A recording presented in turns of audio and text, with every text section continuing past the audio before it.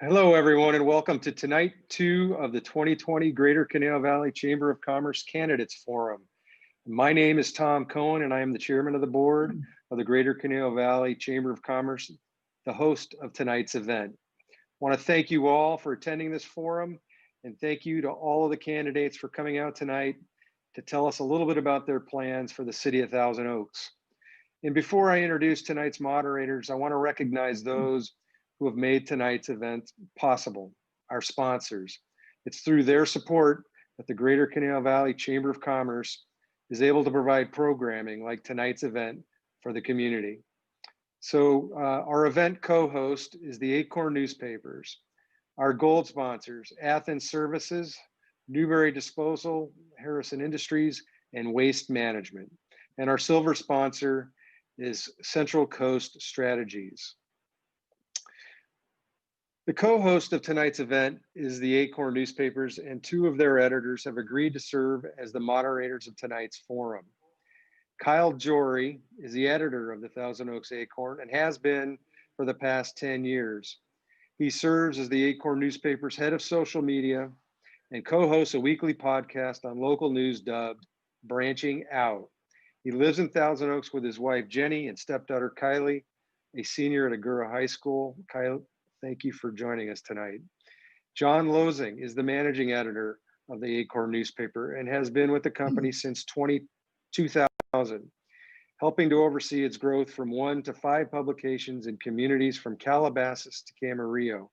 Mr. Loesing is a 2-time California Newspaper Publishers Association editorial winner and a veteran journalist in both print and broadcast for more than 30 years. He was a former host on the Financial News Network, the precursor to CNBC. He also worked as a TV news reporter and anchor in the Miami and Cincinnati markets. So without further ado, I will turn it over to John and Kyle. Again, thank you both, and good luck tonight, candidates. Hey, well, thank you, Tom, and hi, everyone, and welcome to night number 2 of this 2-part candidate forum series hosted by the Greater Conejo Chamber and the Acorn Newspapers. We're so glad to have you watching tonight. Last night, a lively debate involving the candidates for Conejo Unified School Board, and tonight, ever so important, we turn to the 8 candidates running for Thousand Oaks City Council. So housing needs, boulevard development, business reopenings, cannabis, and a whole lot more topics to talk about tonight. That's just the beginning. 2020, as you know, has been a challenge, to put it very mildly. And tonight our candidates are tasked with answering really a multitude of questions about what they can do to make the upcoming year much better than the previous year. So no lie, this is the biggest city council election in recent memory. Again, thanks to Tom Cohen, Danielle Borja, and the chamber team for keeping their eye on the ball and recognizing the fact that through it all, and despite the challenges, we must give local elections like this one due diligence, and we're doing that tonight, and that's what our forum is all about.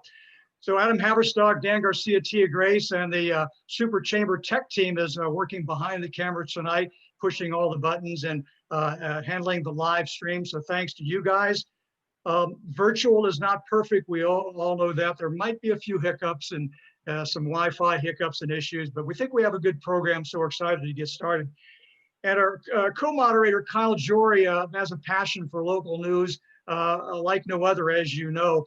And he loves all things TO, and he's definitely the right man for the job with me tonight. So 8 candidates, 1 incumbent, and lots of ground to cover. And here's Kyle to run through tonight's ground rules. Kyle?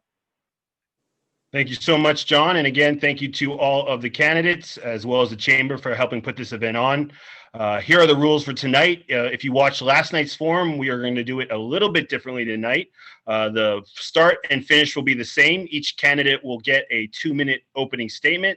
And at the end, after question and answer, each candidate will get a 1-minute closing statement.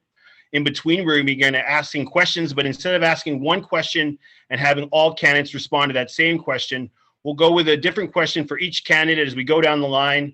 And then when we start again, we'll start with that same group of questions so that by the end, every candidate would have answered the same one. You'll have 1 minute time to respond. Please do keep an eye on that clock. So we want to get in as many questions as possible. And as we discussed before, if any candidate is mentioned by name by someone else, that candidate will be entitled to, at our discretion, a 1-minute rebuttal immediately after they're mentioned. So we will let you know if that becomes available. Otherwise, yeah, just please keep your mics muted if you're not talking, and that will help reduce the background noise. So thanks, everybody, and let's get it going. Okay, thank you, Kyle. Let's begin with our 2-minute candidate opening statements, and this will be the order. Al Adam, incumbent; Colleen Anderson, CEO, entrepreneur; Danny Chulak, youth ministry leader; Frank Enderle, realtor; we have Kevin McNamee, chiropractor and acupuncturist; Joel Price, an insurance investigator; Wayne Smith, accountant; and Dan Tweed, caregiver. So that's the order. And let's begin with Al, who also happens to be first in the alphabet. Al, go ahead with your opening statement, please. Well, thank you very much. And thank you to the Acorn, the most read source for news in the city of Thousand Oaks. And thank you to our 5-star rated Chamber of Commerce, of which I've been a proud member for many years. This has been a challenging year, needless to say, with COVID. We have met those challenges head on ever since March, when this whole thing erupted.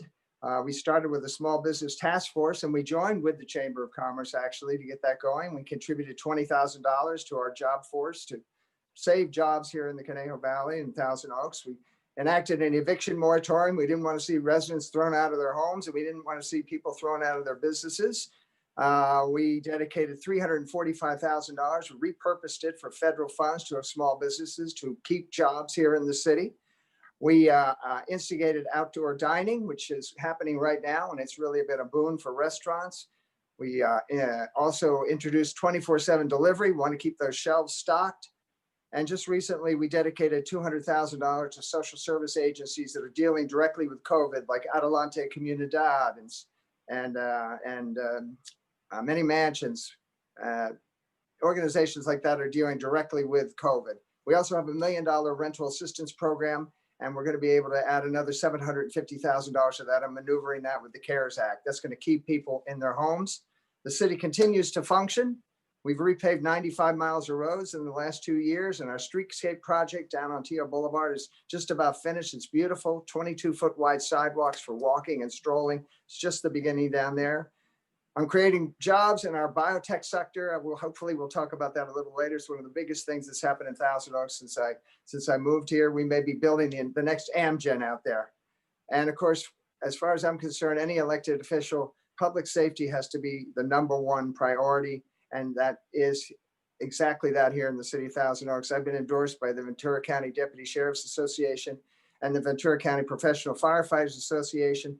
I want to make sure these men and women are the best equipped and the best trained out there, and they're doing a wonderful job. And that's why we were just voted the #1 safest city in the state of California. Thank you, Al. Appreciate your opening comment. Thank you, Al. And please keep your eye on the clock, folks. Colleen Anderson, with your 2-minute opening, please. Thank you, Chamber of Commerce, and thank you, Acorn, for having me, and good evening, Thousand Oaks. Tonight, you're going to hear from an array of candidates. Myself, I'm a 12-year resident, a wife, a mother. I'm currently a CEO and an entrepreneur, and a former executive at major corporations, including Microsoft and Sony. I've worked with local, state, national, and in some cases, global government on every level throughout my career, and I've never wanted to be a politician. My involvement in our government started in 2015. I lobbied to include technology infrastructure in our general plan update and for more workforce and millennial housing. I was appointed to the Economic Development Committee in 2017, and I continue to be on it, though it's been suspended since 2019 and remains listed for public show only at this point, which is ironic considering the economic crisis we're in with COVID. I'm not running because things are broken. I'm running because important things aren't getting done, and because your voice, our community's voice, is increasingly becoming eclipsed by consultants and council-appointed committees and staff. For example, our recent community survey, being widely touted, was based on questions determined by city staff and a consultant, and the responses of only 690 of us. Out of a community of 140,000, it's the 21st century. We have the technology, and we can do better. Likewise, for the last 3 election cycles, the same major priorities continue to be discussed.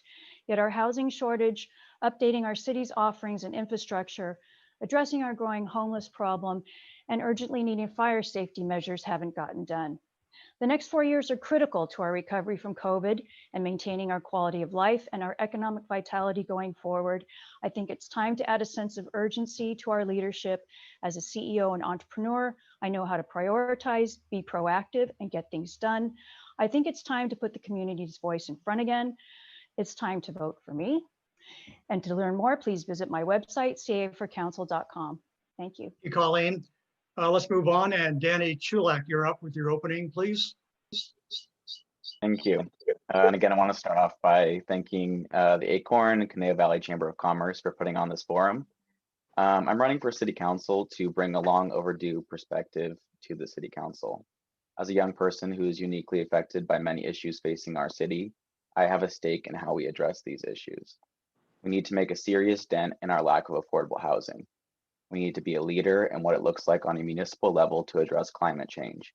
We need to begin to make it easier for residents to start small businesses. We need to care for those without homes, the differently abled, and other vulnerable communities. We need to make TO a welcoming community for future generations to thrive in. I'm the person to initiate the conversations necessary to address all these issues. If we are going to be a city that is concerned about our future, we need to bring in the perspectives of young people, people of color, the unhoused, and other groups often forgotten about.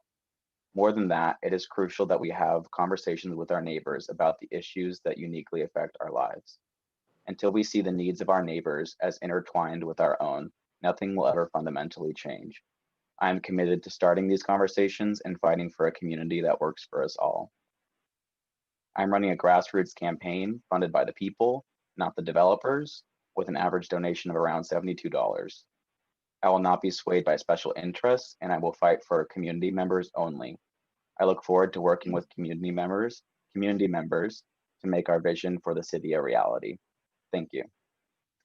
Thank you, Danny. Frank Enderly, you're up, please. Hello, everyone. My name is Frank Enderly. I'm running for City Council 2020. Hopefully I can count on your vote. I never intended to be in politics. I always sat back and watched. But the big thing that got it to me to get into politics is watching what's happening with COVID. You know, everyone's talking about what we're going to do.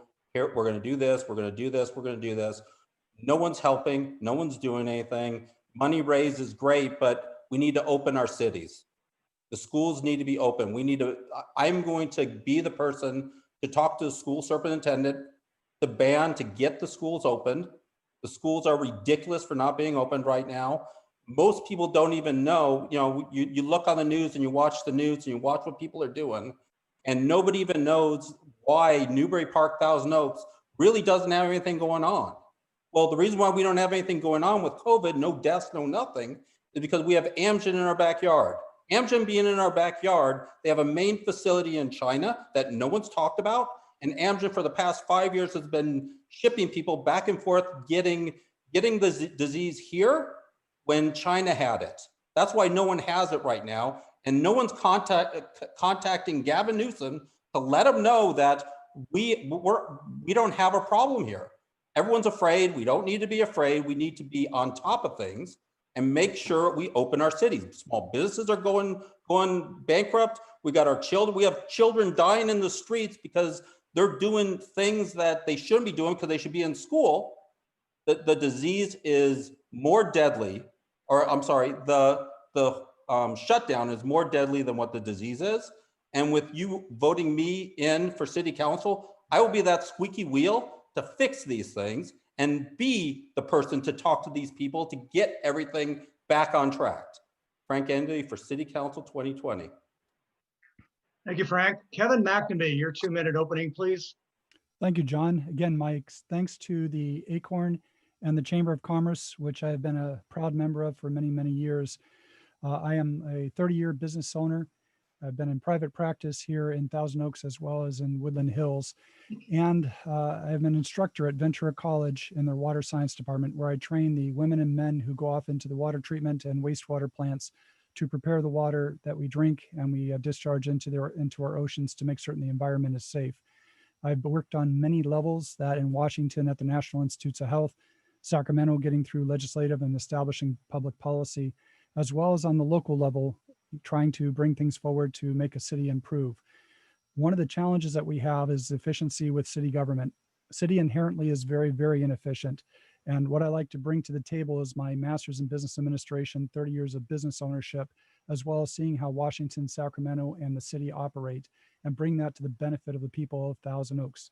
My wife, Catherine, and I moved here 23 years ago. And what we love about Thousand Oaks are not only the vistas, the beautiful ring of green we have where I ride my horse Tom around the area in the Santa Monica Mountains, but the people are what make the difference here.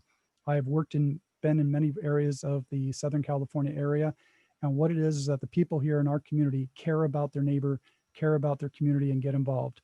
All the people that are here on this panel are people that are volunteering their time to run for city council, which is a big step. It's a huge time commitment. And I hope to be part of that to bring my unique skill set and problem solving skills to the challenges that face Thousand Oaks for the next 4 years. You can find out more about my background, training, and skill set, my policies at votedrkevin.com. That's votedrkevin.com. You can join me on Facebook at Dr. Kevin McNamee, and I look forward to your consideration for my vote this November. Thank you, John. Thank you, Kevin. Let's move to Joel Price for his opening. Joel, go ahead, please.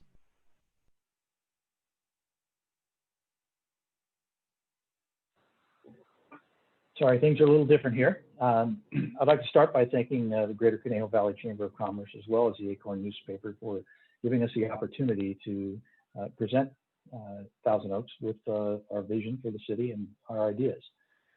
My name is Joel Price, and I'm once again a candidate for Thousand Oaks City Council.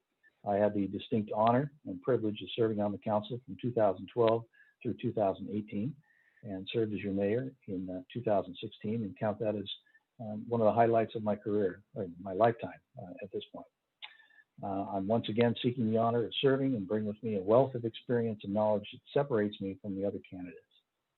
My wife and I moved to Thousand Oaks just under 30 years ago. At the time, we had very young children and sought a city that would provide us with opportunities not often found in other cities. A top-notch school district with award-winning schools, an abundance of parks and open spaces to enjoy as a family, and above all, a safe place to live.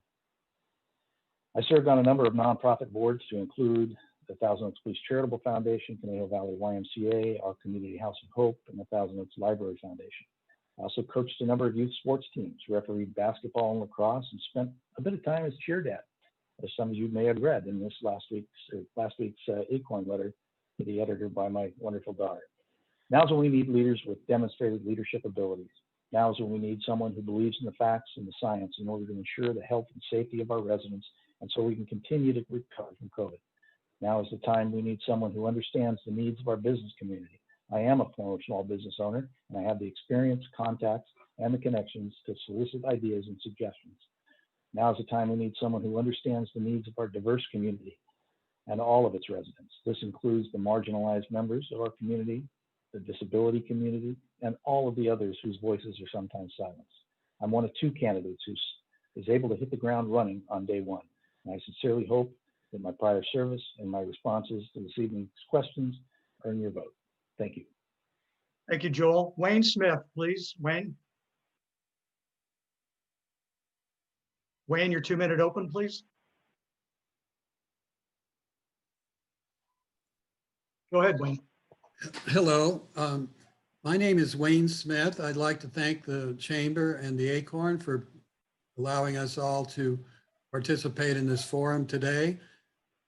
I would first of all like to say that I've had a substantial amount of business experience with businesses in this area over the past 30 years and more.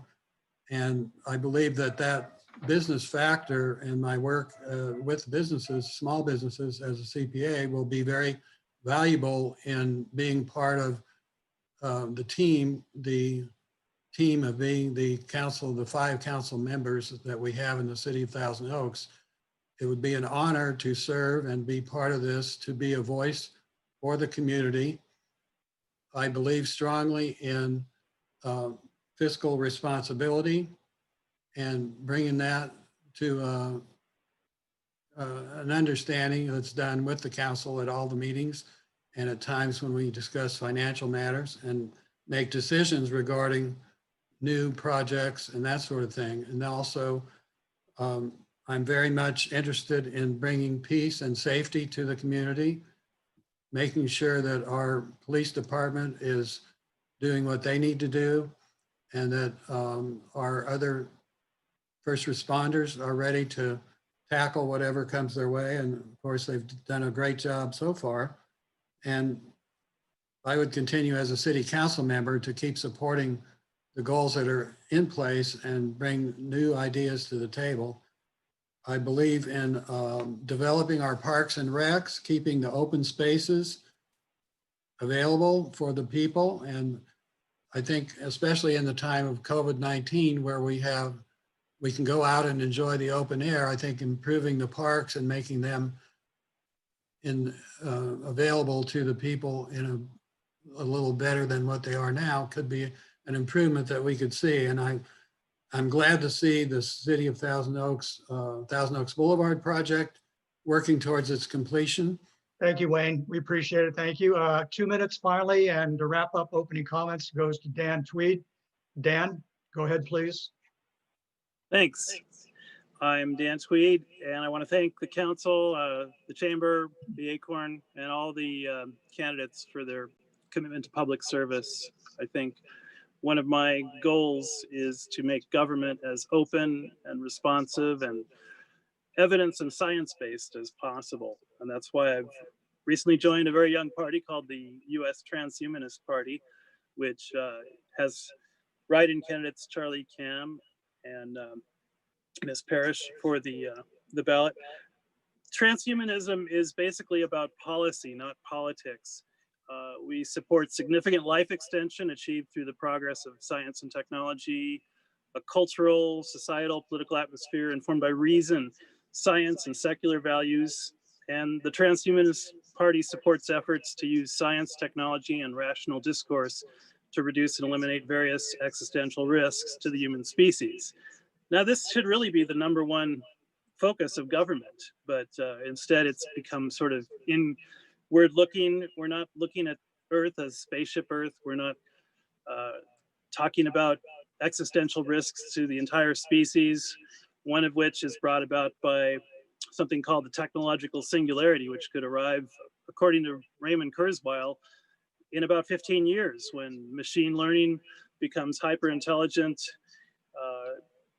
We need to start adapting and preparing for these risks as a species, and cities are actually best poised to do this. And the Thousand Oaks area is the 6th wealthiest city in the country if you consider Ventura, Oxnard, that whole tri-city complex.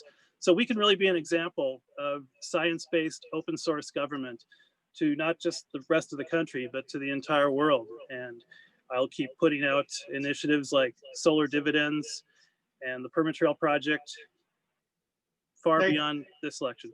Thanks. Thank you, Dan. Appreciate your opening comment. Thank you. All right, that concludes our first segment, opening comments, and let's move now to the Q&A portion of tonight's event. And here's Kyle with question number 1. Kyle.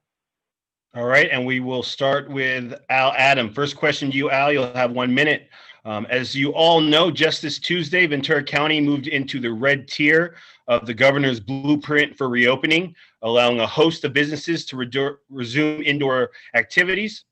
Unfortunately, this comes far too late for some local mom and pop shops that have either already closed or face a long, difficult road to recovery. If elected, or in your case, Al, if re-elected, what would you do in your first 90 days, and please be specific, that would have a direct benefit to Thousand Oaks small business community?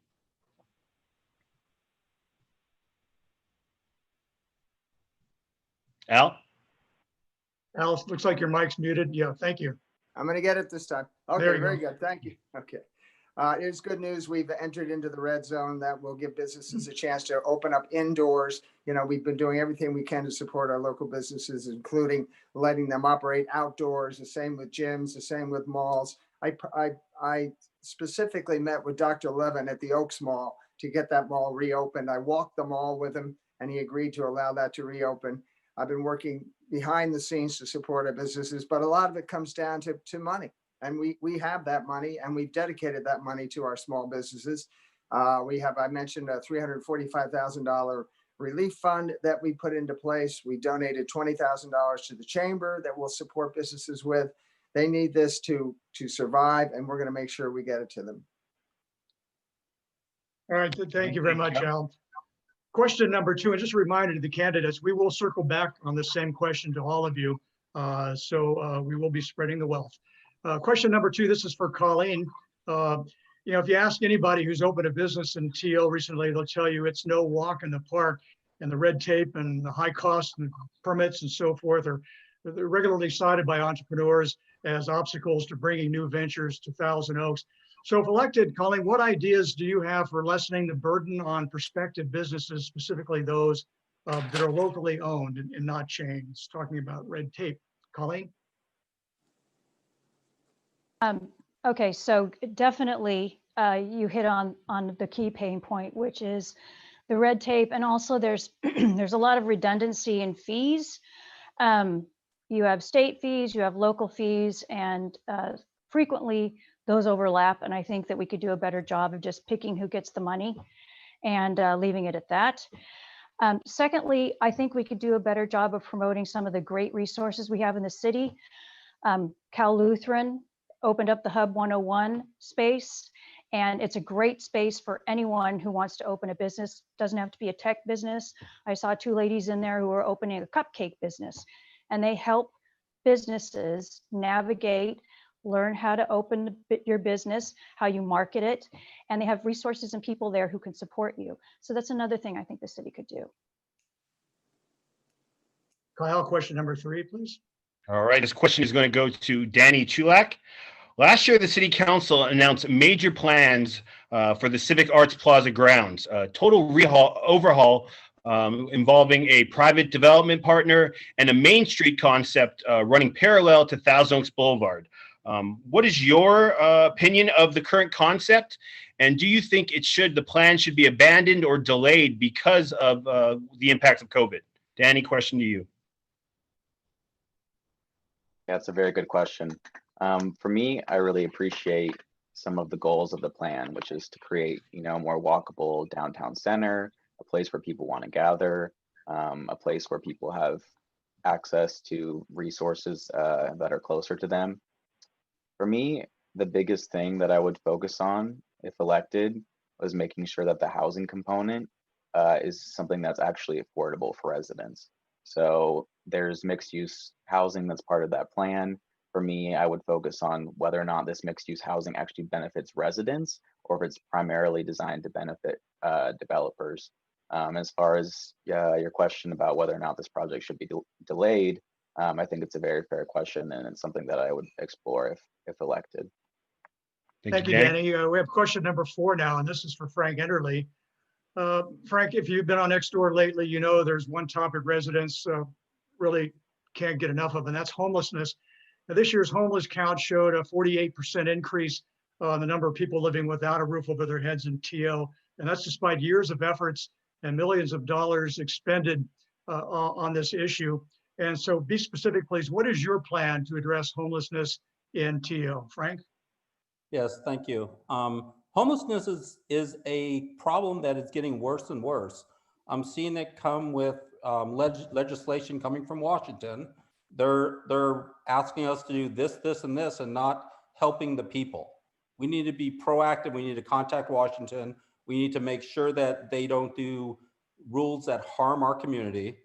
I have an idea with the homeless, we give them food, or not we, but the churches give them food daily. They get, 3 square meals a day. We're not helping their self-worth. I think that if we could figure out a way for having them do either some minor task to get them motivated to do something and get something back, so they get food, but we're not going to cut down off their food, but get them motivated, because there's lack of motivation with a lot of them. And if we can do that and help them, that'd be great. The ones that are coming from the inner city that are coming here, they need to go away. I've been assaulted twice by 2 homeless people, and I called the police department, and the police department is doing nothing. They call me up and they go, oh yeah, they're from West Hollywood. They're a little more aggressive than our homeless that are here that are. Thank you, Frank. Thank you, Frank. Question number 5, Kyle. All right, this question will go to Kevin McNamee. 2,500. That's the number of new units the city must plan for in the housing element of its general plan, according to the latest numbers in the Regional Housing Needs Assessment. Given the city's lack of undeveloped land, where do you think those units should go? Good question, Kyle. The challenge that we have here is that Sacramento is imposing its will upon all the cities in California. It's changing our business code here in Thousand Oaks, how far a building should be set back from the curb, how high the buildings can be, the parking that should be with any housing density. The result is that it's changing the look and complexion and feel of the city. And my objection is Sacramento, stay out of Thousand Oaks. We know how to run our city. We have the look and feel that we want. This is what attracted all of us here. So my thought is that we need to first tell Sacramento to stay away from building codes and changing what we want to do, and let us decide where we want to put this. The second is that they are imposing upon the cities throughout California a certain number of housing that needs to go in. We're about 98% built out. So what they are ultimately forcing us to do is to go up. And by changing our building codes, that's going to be the direction of council unless we stop Sacramento from imposing its will upon us. Thank you, Kevin. Let's move on to Joel Price. Joel, this question is for you. Just this weekend, the 3-story mixed-use project known as Lupe's was unveiled on Teal Boulevard, and we hope you folks at home have been by to see it. Council members say the development is a model for future development in the downtown area. So Joel, do you support the current direction the council is taking on the city's namesake thoroughfare, and why or why not? Well, yes, I do support. The Boulevard specific plan. That was nearly 30 years in the making, and I was part of the council that worked on developing additional requirements for the Boulevard specific plan. So while I know that there are some folks that have taken a look at that, I myself have not actually seen it since it's been unveiled, so to speak, but I know that there are some folks who think that it's too close to the street, and that is certainly information that we as a council should take in and consider for future projects. It is, as was mentioned earlier, part of Sacramento's plan is that we continue to grow, that all cities continue to grow, and Thousand Oaks has to do its fair share. So we need to be deliberate about where we place our additional housing units, and the downtown core seems to be the place that makes most sense at this point. So that it doesn't change the Thank you, Joel. the neighborhoods. Yeah, is anybody else having problems with the video? I'm not able to see it. Is your video on? Yes, it keeps on going out. So I'm Okay, just all letting right, you know well, we that can hear it you seems loud to and be- clear, and seems so to be- people can hear you, and that's the main thing. Let's move on to question number 7 for Wayne. Kyle? All right, Wayne, as future city official, if you are elected, you will have to live with the ramifications and effects of statewide ballot measures. That being said, we think voters deserve to know where you stand on this year's most hotly debated proposition, Prop 15, the split roll property tax. Please tell the citizens of Thousand Oaks how you will be voting on this critical measure and why. Wayne. Thank you. I will be voting no on Proposition 15. And the reason for doing that is I believe strongly in preserving our Proposition 13 rights that have been established for the last 40 years. And I don't want to see that changed. Okay. All right, Thank you. thank you, Wayne. And let's close out this first round with question number 8 to Dan Tweet. Dan, let's talk cannabis for a second. Despite the council granting permits to a couple of separate operators, there's still no place to acquire cannabis legally in Thousand Oaks, and that leaves the residents to take their tax dollars elsewhere, to Oxnard, Port Hueneme, the Valley. What is your take on the city's current medical-only ordinance, and do you think it should be changed, perhaps to allow for recreational sales in the city, to encourage cannabis businesses to finally take root in TO? Dan? Yeah, thanks for that. I've been a libertarian kind of mindset for a long time. I think if it's nonviolent and an activity between two consenting adults, there's really no victim and no crime. And if the city wants to regulate this, they could do it by just allowing deliveries, although that would be suboptimal because then we're losing that revenue. So I think it's appropriate to have at least one recreational dispensary in town, as long as it's properly supervised and doesn't become, an attractive nuisance for bad activities. But yeah, cannabis has been long, persecuted. I did a radio show called Radio Free Hemp for 7 years, talking about how restoring it could be one of the hallmarks of our civilization, really becoming more rejuvenated, industrial hemp, and the medical benefits are well known too. Thank you, Dan. That concludes round one. So candidates, you've heard all the questions. The cat's out of the bag. And what we're gonna do now is we're gonna shuffle and the same question, different questions, different candidates. So let's begin round two with Al Adam, first in the order, as we'll keep the same order. So Al, if you ask anybody, and I know you have, who's opened a new business in TO recently, and they'll tell you it's tough because of the red tape and the cost of permits and so forth required by entrepreneurs. So if elected, what ideas do you have for lessening the burden on prospective new businesses in TO, and specifically those that are locally owned and not just chains? Al? Thousand Oaks is a very business-friendly city. Our business license fee hasn't been raised since 1970. It's one of the lowest in the state.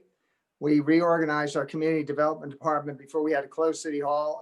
We had a whole new organization for people to come to the counter and get efficient service.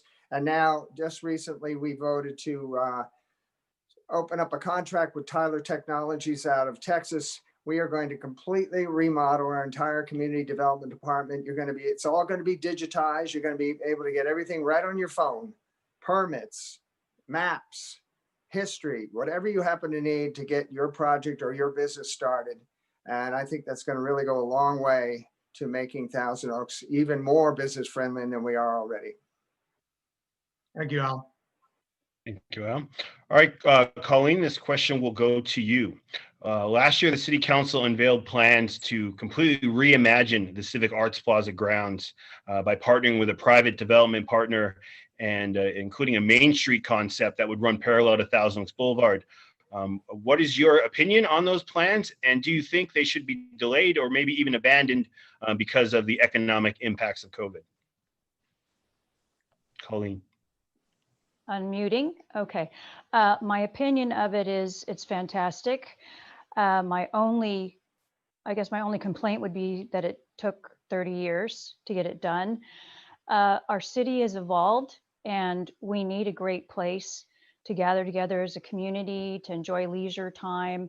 We also needed to expand our housing, and all those things I think are being addressed in that space very nicely.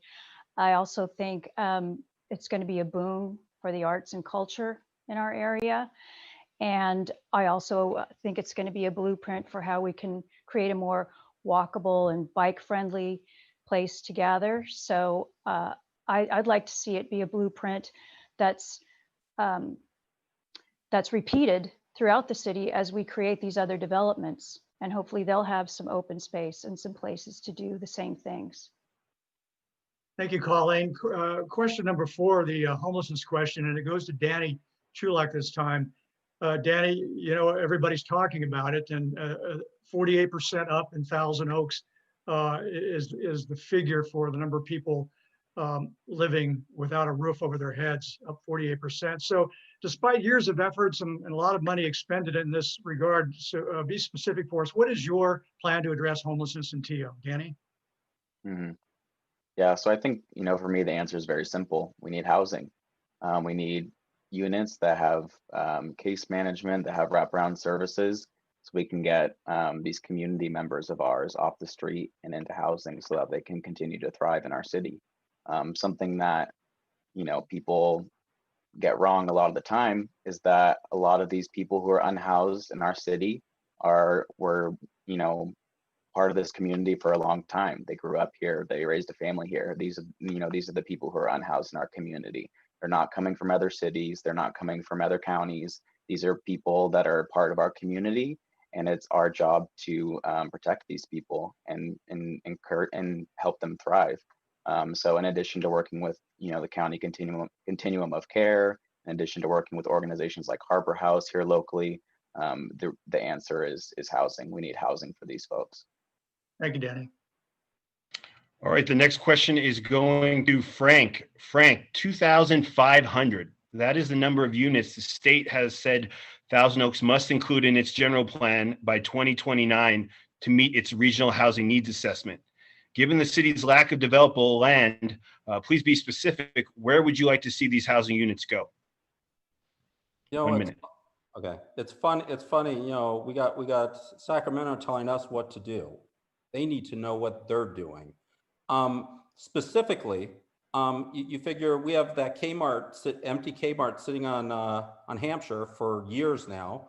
That's a good spot for housing, and I know there's a plan coming through, but it seems like everything's taking way too long to do. The bureaucracy takes way too long. I like what we have with the mixed use on the boulevard, but I don't get where we need 4-bedroom condos in there. It makes no sense to me. If you're doing low income or low cost housing, isn't there a way that we can do it so that it's not, 4-bedroom? Let's cut it down to 1 or 2. Those are the people that need it. We have a surplus of money, maybe get in a little bit of real estate and subsidize something with Washington, with Sacramento, to make it easier for our people to do something. My job is to make sure Sacramento does something and helps us out. They're doing nothing right now. Thank you. All right, thank you, Thank Frank. you, Frank. Kevin McNamee, this question goes to you, and it's the Lupe's question. The 3-story mixed-use building unveiled on T.O. Boulevard recently, and council members say that development can be a model for future developments in the downtown area. So the question to you is, do you support the direction, Kevin, the council is taking regarding the city's namesake thoroughfare, and why or why not? Great question. My challenge with what's going on with the Thousand Oaks Development Boulevard plan is that there's inadequate parking, and that's going to cause a major challenge with those that live in the mixed-use buildings. When they come home at night, there won't be adequate parking. Right now, they're using what Sacramento is imposing upon us of 1.6 parking spaces for a 1-bedroom apartment. Well, if that's the case, what are you going to do when someone has 2 cars for a 1-bedroom apartment where one person works in Pasadena, the other one works in Camarillo? They've got to be able to get there. They need 2 cars. So the inadequate parking is going to be a problem. The other is the challenge with water and wastewater that hasn't been addressed. Is there adequate services for that, as well as the power grid going into and out of? So those things are part of it. The setback from the building for Herbs Road, we knew this was going to be a problem. And anyone who says, oh, we didn't think about that, it is a problem. And that's what Sacramento, again, is imposing upon us. We need to tell Sacramento no more. We run our city. We've done just fine without you. Thank you, Kevin. Thank you, Kevin. All right, this next question is going to go to Joel. Joel, as a city official, you will have to live with the ramifications of statewide ballot measures. And one of the hotly debated ballot measures this year is, of course, Prop 15. The split row property tax. Please tell the citizens of Thousand Oaks how you plan to vote on this measure and why. Well, that is one of the hot button items here this cycle, and I've reviewed it and talked to a number of people about it, and I will be voting no on it. The simple truth, in my view, is that if those businesses are required to pay higher taxes, that higher tax is going to be passed along to everybody downstream. And that means that it is first going to go to the property owner, and the property owner isn't just simply going to eat that tax. It's going to get passed on in rents onto the tenants there. So I don't see that as a viable solution, and I am not in favor of it. All right. Thank you, Joel. Appreciate it. This question goes to Wayne. And Wayne, is the cannabis question. So far, not much movement to acquire cannabis legally in the city, and then fear that hundreds of residents are taking their tax dollars to Oxnard and Port Hueneme and the San Fernando Valley. So what is your take on the city's current medical only ordinance? And do you think it should be changed to perhaps allow for recreational sales to encourage more cannabis businesses to take root in TO? Wayne?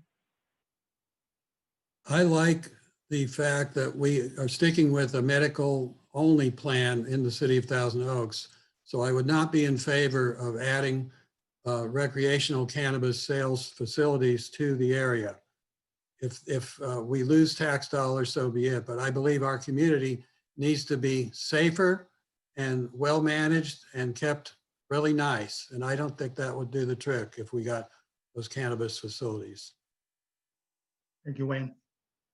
Thank you, Wayne. All right. Now this question goes to Dan Tweet. Dan, just this Tuesday, Ventura County was allowed to move into the red tier of the blueprint for reopening, allowing a host of businesses to resume indoors. But for some, it came too late. And for many more, there are many small businesses are facing a long road to recovery. If elected, what would you do in your first 90 days in office that would directly support and help these small businesses in Thousand Oaks? Well, that's interesting because I actually took a online class from Johns Hopkins University to become a certified COVID-19 tracer. There's lots of innovative plans for dealing with this. We really don't need to, blanket quarantines. We should have people who are safe should get passports, either paper or digital passports, where they are cleared to interact in certain parameters. And we also need to revamp the testing procedures because, as I understand it, the current test is using a technology called PCR, which amplifies very trace amounts of biological materials over and over with repeated cycles. And the inventor of this, who won a Nobel Prize for it, he said this was not meant to be used for diagnosing this way. And actually, there's no standard for how many cycles are being amplified. So that all needs to be looked at very closely. Thank you, Dan. All right, so that will conclude round 2, and we will now begin round 3 questions, beginning again with Al. Al, the question to you. Last year, as you know, the council unveiled its big plans for the Civic Arts Plaza, a total overhaul, reimagining of the site, including a Main Street concept, a road running parallel to the Thousand Oaks Boulevard. Please explain to residents, why you supported this plan and whether you think it needs to be delayed or possibly even abandoned, considering the impacts economically from COVID. I visit a lot of businesses here in town. I visited Amgen not too long ago, our single biggest employer. And as I left the meeting, I said, if there's one thing we can do for you in the city, what would that be? And I had 5 members of top drawer Amgen employees there tell me, build us a downtown. Businesses want a downtown to be able to recruit to be able to bring young people to be able to enjoy a gathering spot. And we have great plans for our campus master plan that will extend from Herbs Road to Conejo School. We're looking at an amphitheater, we're looking at a town square, a lot of public benefit. And yeah, you're right. COVID has made us step back a little bit and try to reassess, do we need office space that we thought maybe we would have need there? For example, California Lutheran was thinking of coming in. We would love to have them, but are we going to need that kind of office space now that people work at home virtually? So there has been reassessment, but we're going full force ahead on this plan. I think it's great for the city, and we've got a great start with the 1708 project, otherwise known as Lupe's. Thank you, Al. Thank you, Al. Colleen, let's move to you and the homeless question. And as we said, the homeless numbers in TO up almost 50% over the previous year, people living without a home, a roof over their heads. There's been a lot of effort and money placed toward this issue. So we ask your take on it, and to be specific, your plan to address homelessness in TO if you're elected to the council. Right. Well, first of all, I'm very proud that our community and our local faith-based and charitable and government agencies and even our law enforcement put a tremendous amount of energy into helping our homeless. I think we need to take care of our economic homeless, and there could be those who are just falling on hard times or have had COVID economic issues. And that starts with giving real dedicated low-income housing, not shoehorning it here and there in the new developments throughout the city. I think that will help a lot of our community avoid homelessness in the first place. And then next, I think we need to still enforce our laws and not tolerate criminals, but we have to support those in our community that are mentally ill and have substance issues and so forth and just live on the street. I think we need to come up with flexible housing and care and rehabilitation options. And I think we need to support our agencies who are actively pursuing all of these. So Thank you, Colleen. All right, this next question is going to go to Danny on the housing topic. Danny, 2,500 units, 2,500 units. The state has said Thousand Oaks must include in its housing plan by 2029. Given the lack of undeveloped land in the city, where do you see those units going? Yeah, that's a good question. We've heard tonight a couple people voice their problems with Sacramento and enforcing these mandates on cities. And for that, I would just say, we had this affordable housing issue, decades ago. It's been a problem for a long time. It's been a problem that's been coming. So this isn't a Sacramento issue. That this is our issue. This is something that's been going on for a long time. We need to solve it. To me, it makes the most sense to increase housing on the the 101 corridor, downtown, where there's already plans in place that we've talked about tonight, and also just look at various empty lots that are already in the city. Obviously, we don't want to compromise our open space. I'm a fierce advocate of protecting our open space as somebody who's grown up into this community. And I would fight not only to protect our open space, but also to add more affordable housing in the city. The two are not mutually exclusive. Thank you, Danny. Frank, let's move to you now. And with the Boulevard development, and Lupe's unveiled and billed as a model project for that area. They say that it's the future for the downtown area. And the question to you really is, do you support the direction the council is taking with Lupe's as an example, and why or why not? Frank, unmute your mic, please. Thought I did that. Wow. There you go. Thank you. I do support it. I think it's a good project. I think, development is always needed. Our businesses need development there to lure people into our city, to create revenue. I think the housing in it, again, I'm seeing, mixed use housing, and, the mixed use housing is okay, but we need to cut down on the bigger and make smaller, make it for lower income housing, as opposed to 4-bedroom houses. 4-bedroom townhomes don't work. It's just, you're making it bigger. We have a surplus of money.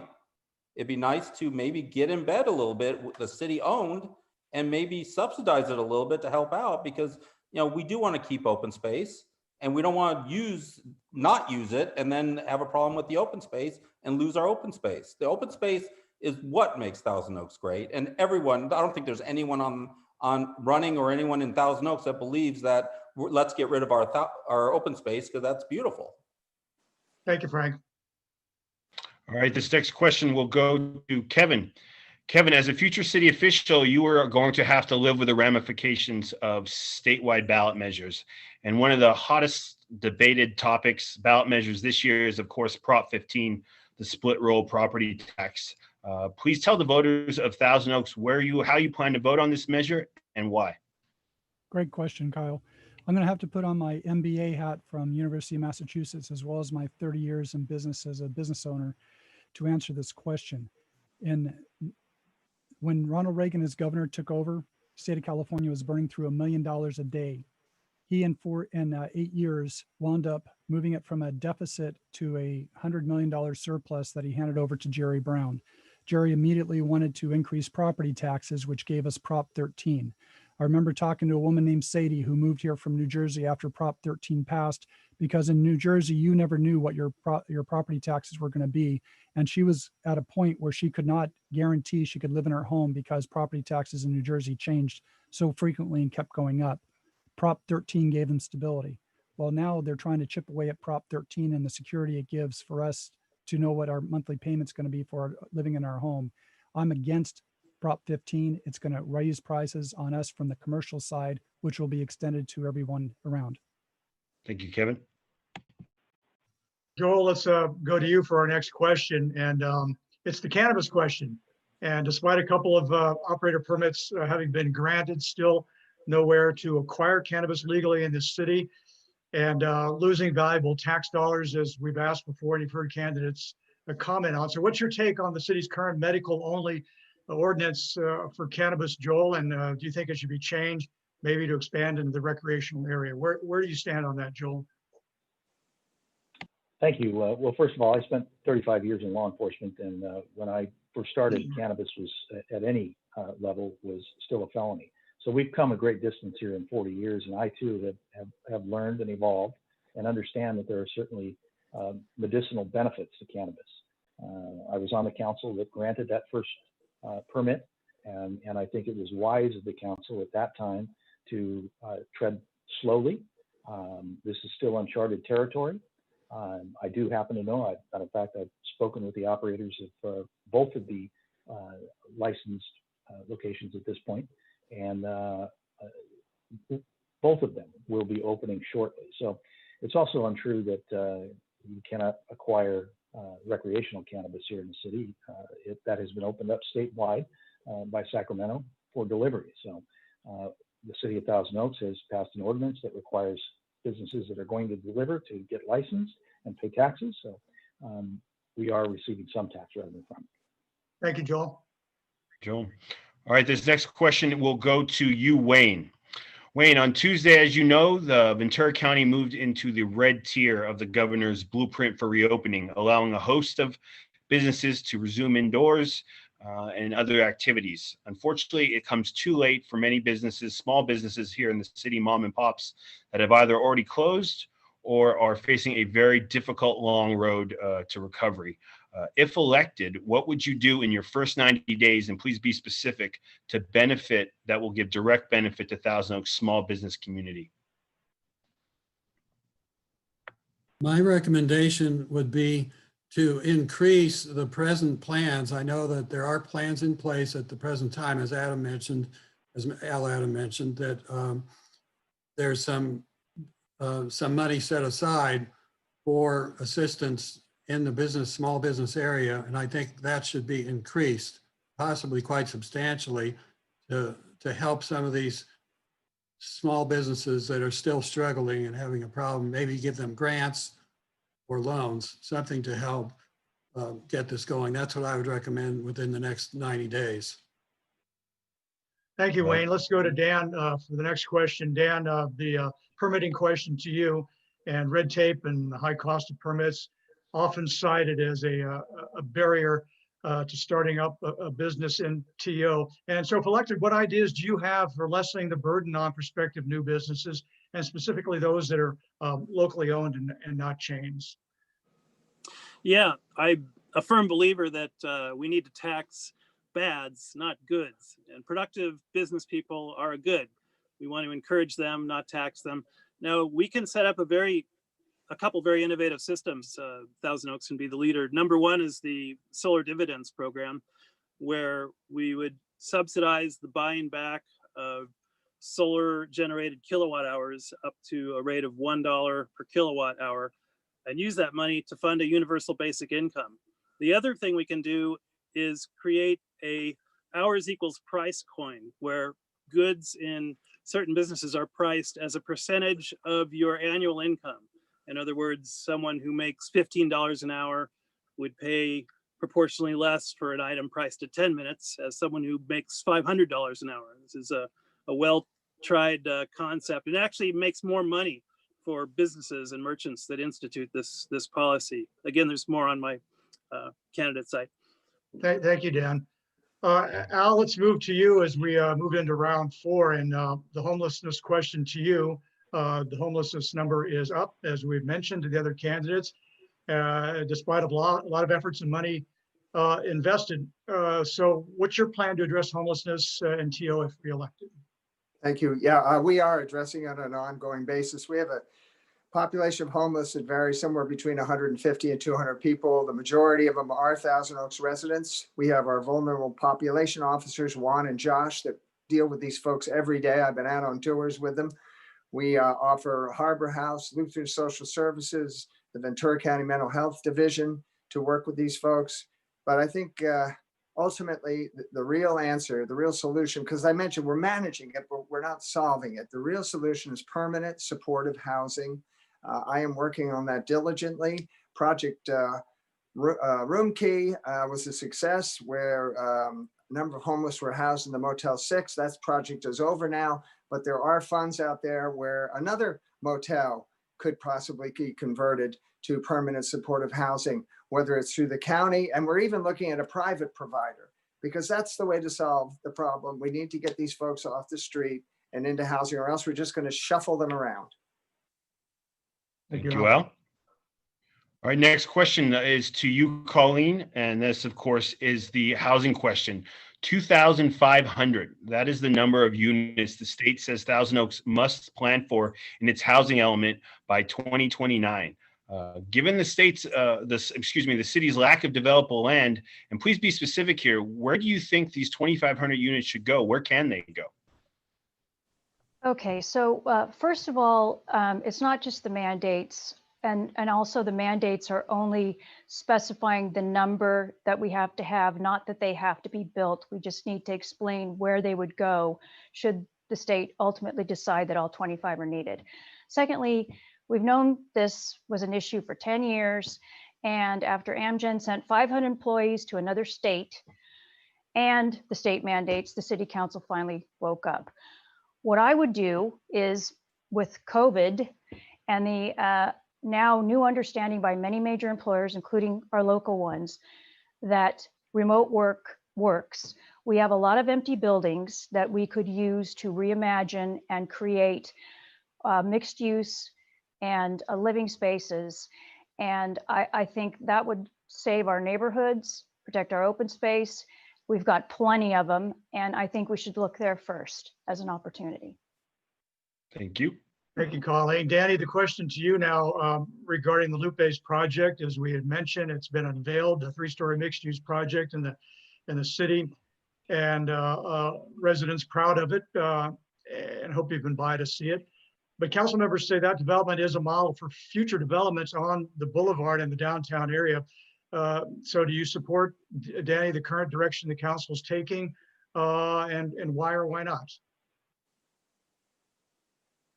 Yeah, so I think the plan to create more mixed-use housing in the downtown area is something that's really important.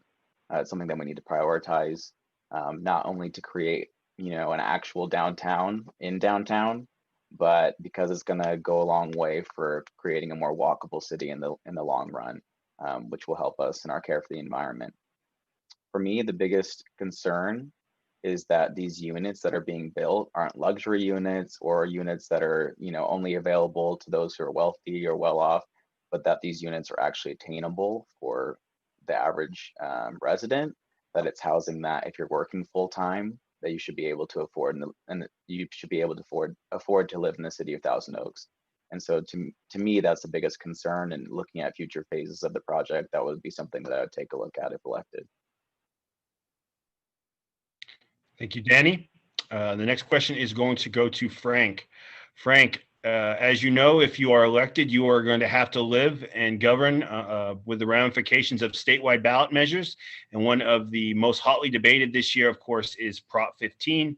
As I've asked the other candidates, please tell the people of Thousand Oaks how you plan to vote on Prop 15 and explain why. Okay, thank you. Thank you, Kyle. Okay, Prop 15. Let's see, I'm a realtor. I'm for the people, and I'm for lower taxes. 15 is an abomination, and it's gonna go after Proposition 13. We can't have it. It's funny. It's like, they tricked the people with the gas tax, and they did a double negative, so people thought they were voting against the gas tax to vote for the gas tax, and they just got messed up. Now we got this Proposition 15 out there. You know what? Until our government shows us where the money is, for them to tell us where all these billions of dollars are going, anytime you see anything on the ballot that says, hey, we're going to get more money for the schools, well, no, show me, because what they're doing is they're lining their pockets. We don't need to get this anymore. I'm tired of it. Proposition 13 cannot be overturned. 15 is going to hammer people. It's not going to happen. No. Thank you, Frank. All right, question number 8 to Kevin. It's the cannabis question, and you've heard the other comments, but we want to hear how you feel about it. Kevin, as a doctor, where do you stand on it? Tax dollars leaving the city. It is available by delivery, but still no brick and mortar to say. So to speak up, so where do you stand on it? And would you encourage recreational sales perhaps and more businesses to come in and to take root, no pun intended, in TO? Great question, John.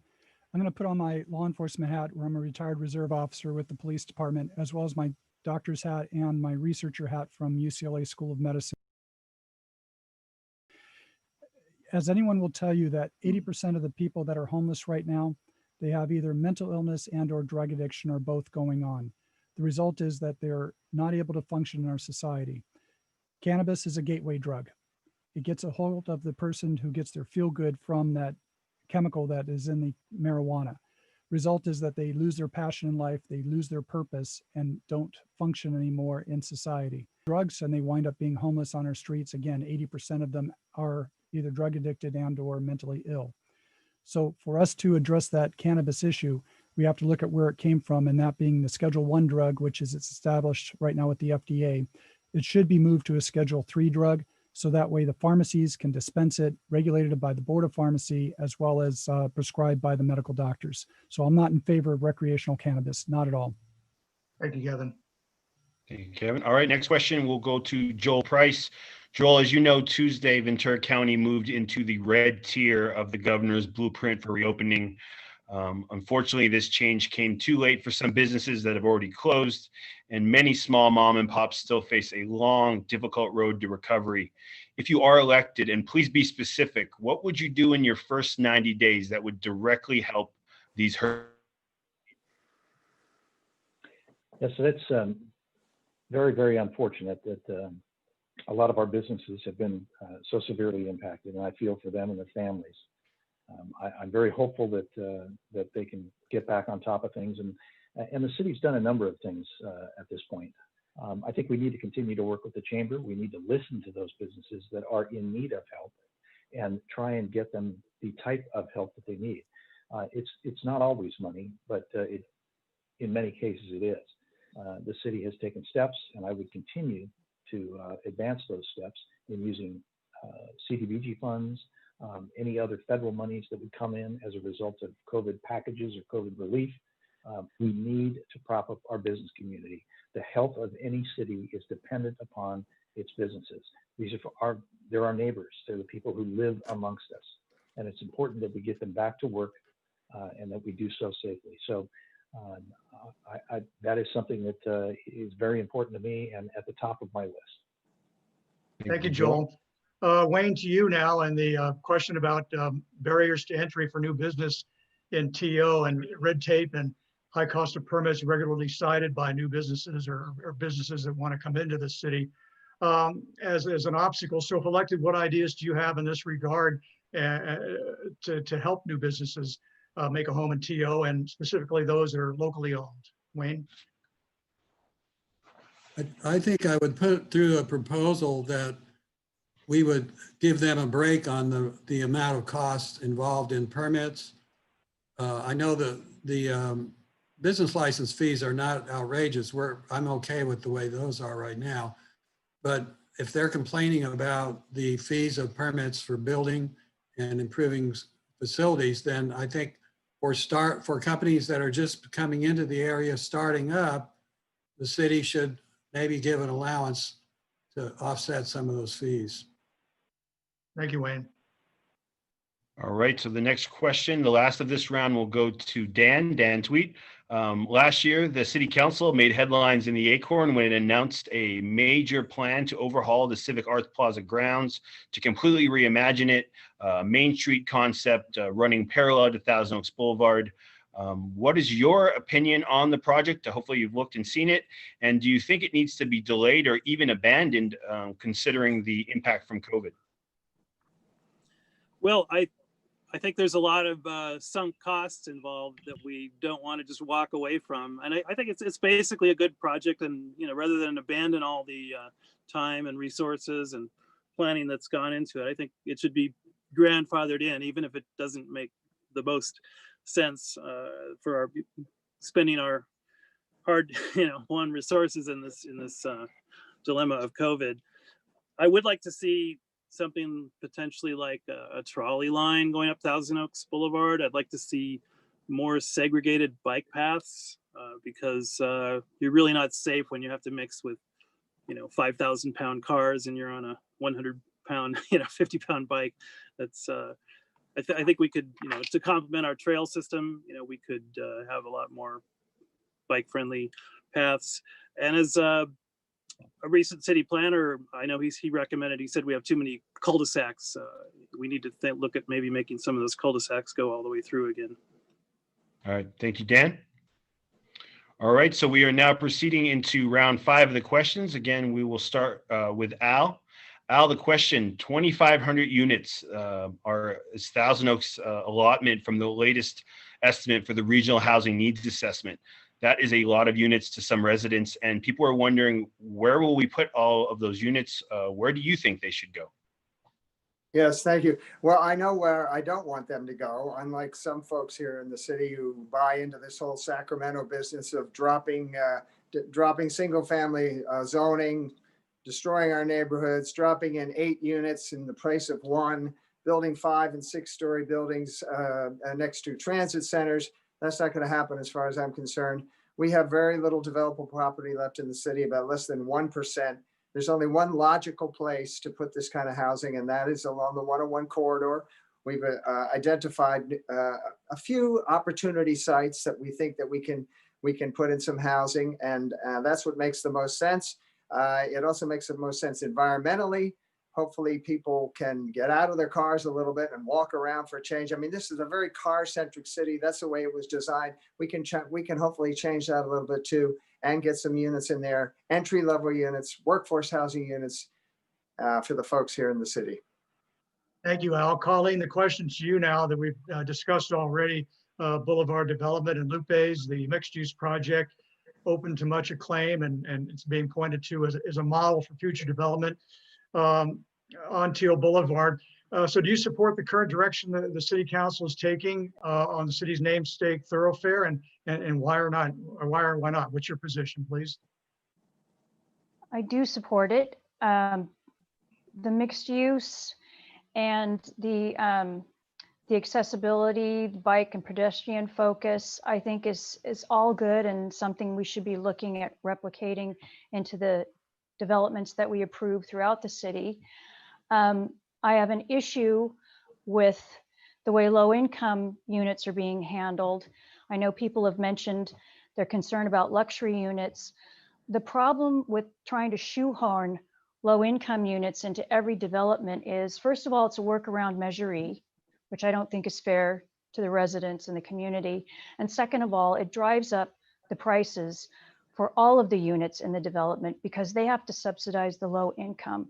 So we're not resolving either priority. And I think we could do a better job if we just separated the two and focused on getting affordable housing in one area and low income in another way, instead of trying to combine them. Thank you.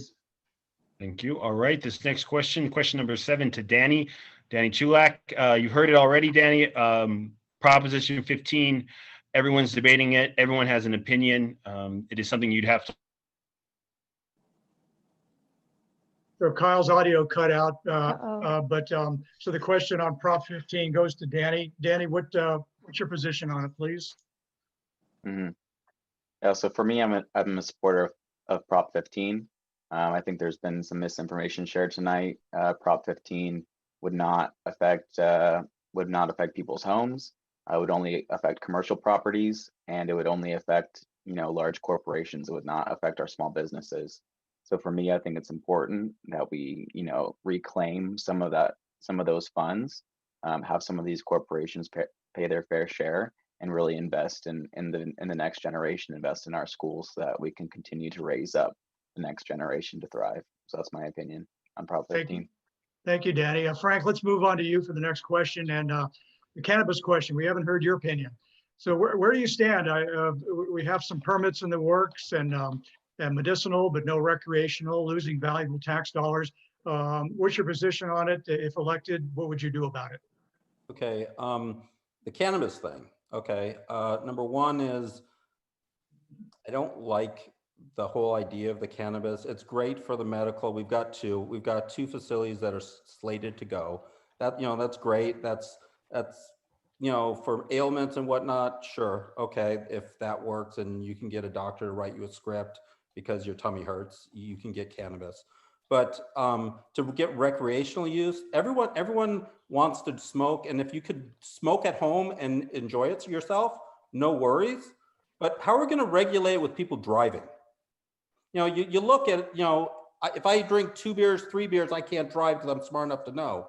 With marijuana, you take one hit, you can either be stoned and not be able to drive, or you can be okay to drive. Well, I don't want to be a pedestrian on the street with someone who is stoned driving. So recreational, I'm totally against, 100%. If it's on my watch, it'll never happen.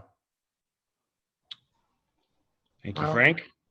All right, hopefully I'll get through this one. John, thanks for the assist last time. This question goes to you, Kevin, having to do with Ventura County moving into the red tier. Small businesses still struggling as a result of COVID. Many have already closed. Others face a long road to recovery. If elected, and please be specific, what would you do in your first 90 days to support small businesses? One of the challenges that we have with COVID is that the Sacramento, the governor and our Ventura County Public Health Department always say that they're looking at the science, but I don't think they're looking at the science. You've got a 1 in 14 million chance of dying from COVID if you get it between the ages of 54 and 65. You've got a 1 in 104 chance of dying from a car accident. COVID has been a devastating effect on our society. It's resulted in money not being moving through the economy. Thus, revenues are down for all cities throughout California and the United States. What I would do in the first 90 days is expedite business permits so that way they can open, reduce some of the permit fees that are associated with running a business so that way we can expedite things to move along.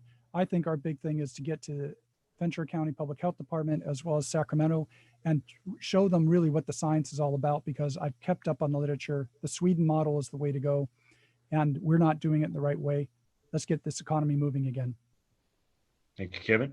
Thank you, Kevin. Joel Price, this question to you regarding business applications and permitting as a barrier for small businesses and medium-sized businesses, the mom and pops, not the chains, having a difficulty getting off the ground. So what ideas do you have if elected for lessening the burden on new businesses and talking mainly about locally owned businesses? Sure. Well, as was previously mentioned, the city of Thousand Oaks is a very low business tax. I am a former small business owner, and I had a license here within the city of Thousand Oaks, and I did not find their gross sales tax to be at all an impediment to my doing business in the city. There are, however, as has also been mentioned, a number of other entities that tax local businesses, the county, the state, and I know for certain that trying to open a restaurant or deliver food to tables is one that comes with all sorts of a host of licensing requirements and a host of fees that go along with those. So I think that a lot of those types of expenses are at the hands of other folks and not necessarily the city of Thousand Oaks. At the same time, I would do what I can to work with the county and, if possible, the state to see if, particularly during the days of COVID, whether or not that can be remedied. Thank you, Joel. Thank you. Thank you, Joel. Next question, we will go to Wayne. Wayne, the question to you having to do with the city council's plans to reimagine the Civic Arts Plaza grounds with the Main Street concept, partnering with a private development partner, major plans. Have you seen them? What is your opinion on them? And do you think in any way they need to be delayed or even abandoned because of the impact from COVID? Wayne. Thank you. I believe those plans are an excellent way for the city of Thousand Oaks to go. It's part of the overall plan to improve the city, and I think we should continue with that plan and keep it going and possibly replicate that with other sites as things move along with our development there. And I don't think there's any, if there was an urgent reason to develop it for financial purposes, that would be one thing. And if that were the case, of course, I'd want to do something. But I think the city council will review and decide on those cases individually as we go along. So I'm in favor of pretty much continuing exactly what we're doing right now. Thank you, Wayne. Dan, let's turn to you, Dan Tweed, for the homeless question. It's on the upswing in TO, despite a lot of money and effort being invested to bring it under control and to do something about it. If elected, what's your plan to address homelessness in TO? Dan? Well, I'm a big fan of things like dignity parking lots. I think Santa Barbara has one that could hold a couple hundred cars, people that are using their cars for shelter. You know, they should have a place where they can safely park and have access to certain amount of amenities. So that would take care of one chunk. I think there should be like a tiny house community land trust, you know, where people own the house, but the property is in a community trust. It's kind of a development trust model where it's guaranteed to remain affordable for a long period, like 99 years. This is done with open space very commonly. It's called a conservation trust. This is more like a development trust model. And then I also think, you know, there are people with spacious backyards where they could like adopt a caretaker or a student or someone that could, you know, provide valuable services, maybe gardening or home care, and gets a granny flat in exchange. Thank you, Dan. Round 6, question number 1 to you, Al, and it's the Lupe's question. The 3-story mixed use developments is a model development. That's the way it's being built. And is it going to be the template for the future of the boulevard? And do you support the direction the council's taking in this regard? Replicate projects, similar projects, where do you stand on that? Yes, I do support that direction. I think the Lupe's, it's actually the 1708 project. That's the new address. Yeah. I support it wholeheartedly. I think it's a vast improvement on what was there. Don't forget, there's 5,000 square feet of retail or commercial space in the front of it. We're already talking to restaurants and merchants that'll fill that area that are very exciting. I want to tell you, can't reveal them quite yet, but we hope to get them, and that's going to improve the downtown tremendously. And don't forget, it's right next to the water ice place that just opened, and it's right next to the other shopping area there with Moqueca and the barbecue restaurant. So we're starting to build a downtown. We're starting to build a walkable, interesting, pedestrian-friendly downtown that people can live and work and recreate in all at the same time. And this is just the start. I'm very excited about it, and I want to see it continue. Thank you, Al. This next question to you, Colleen. We've hit on it a few times tonight. The question on Prop 15. Where do you stand on Prop 15 and why? We think the citizens of Thousand Oaks deserve to know. Colleen. Colleen, unmute your mic, please. Sorry. I'm a hard no on Prop 15. It is a thinly veiled workaround to Prop 13.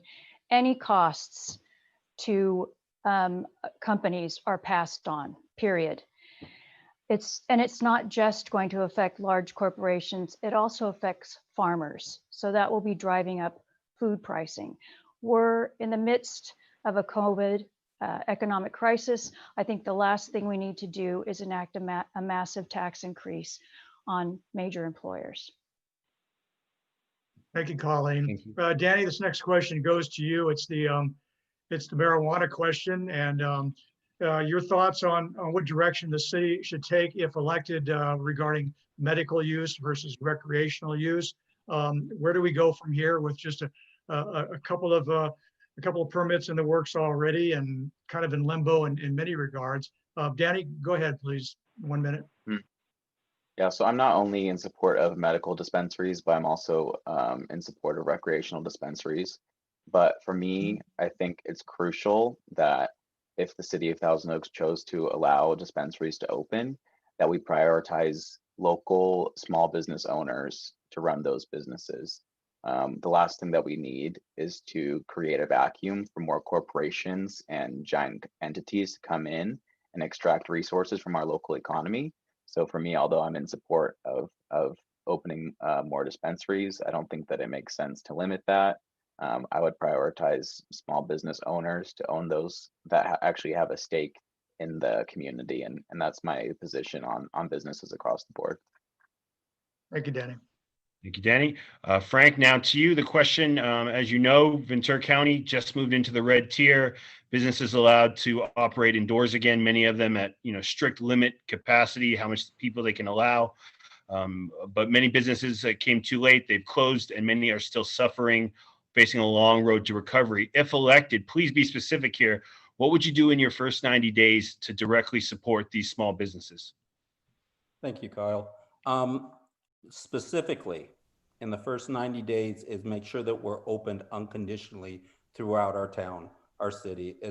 It's ridiculous that we're in purple. With our city being at 150 deaths in 8 months, it shows that it's not here, wasn't here because Amgen working with China and us going back and forth with China, that we already had disease. The CDC didn't recognize the disease. They didn't recognize us having it. So the problem starts with opening up our cities. We need these businesses to be open. Yeah, they're getting hurt. Every day that they're closed, it's hurting.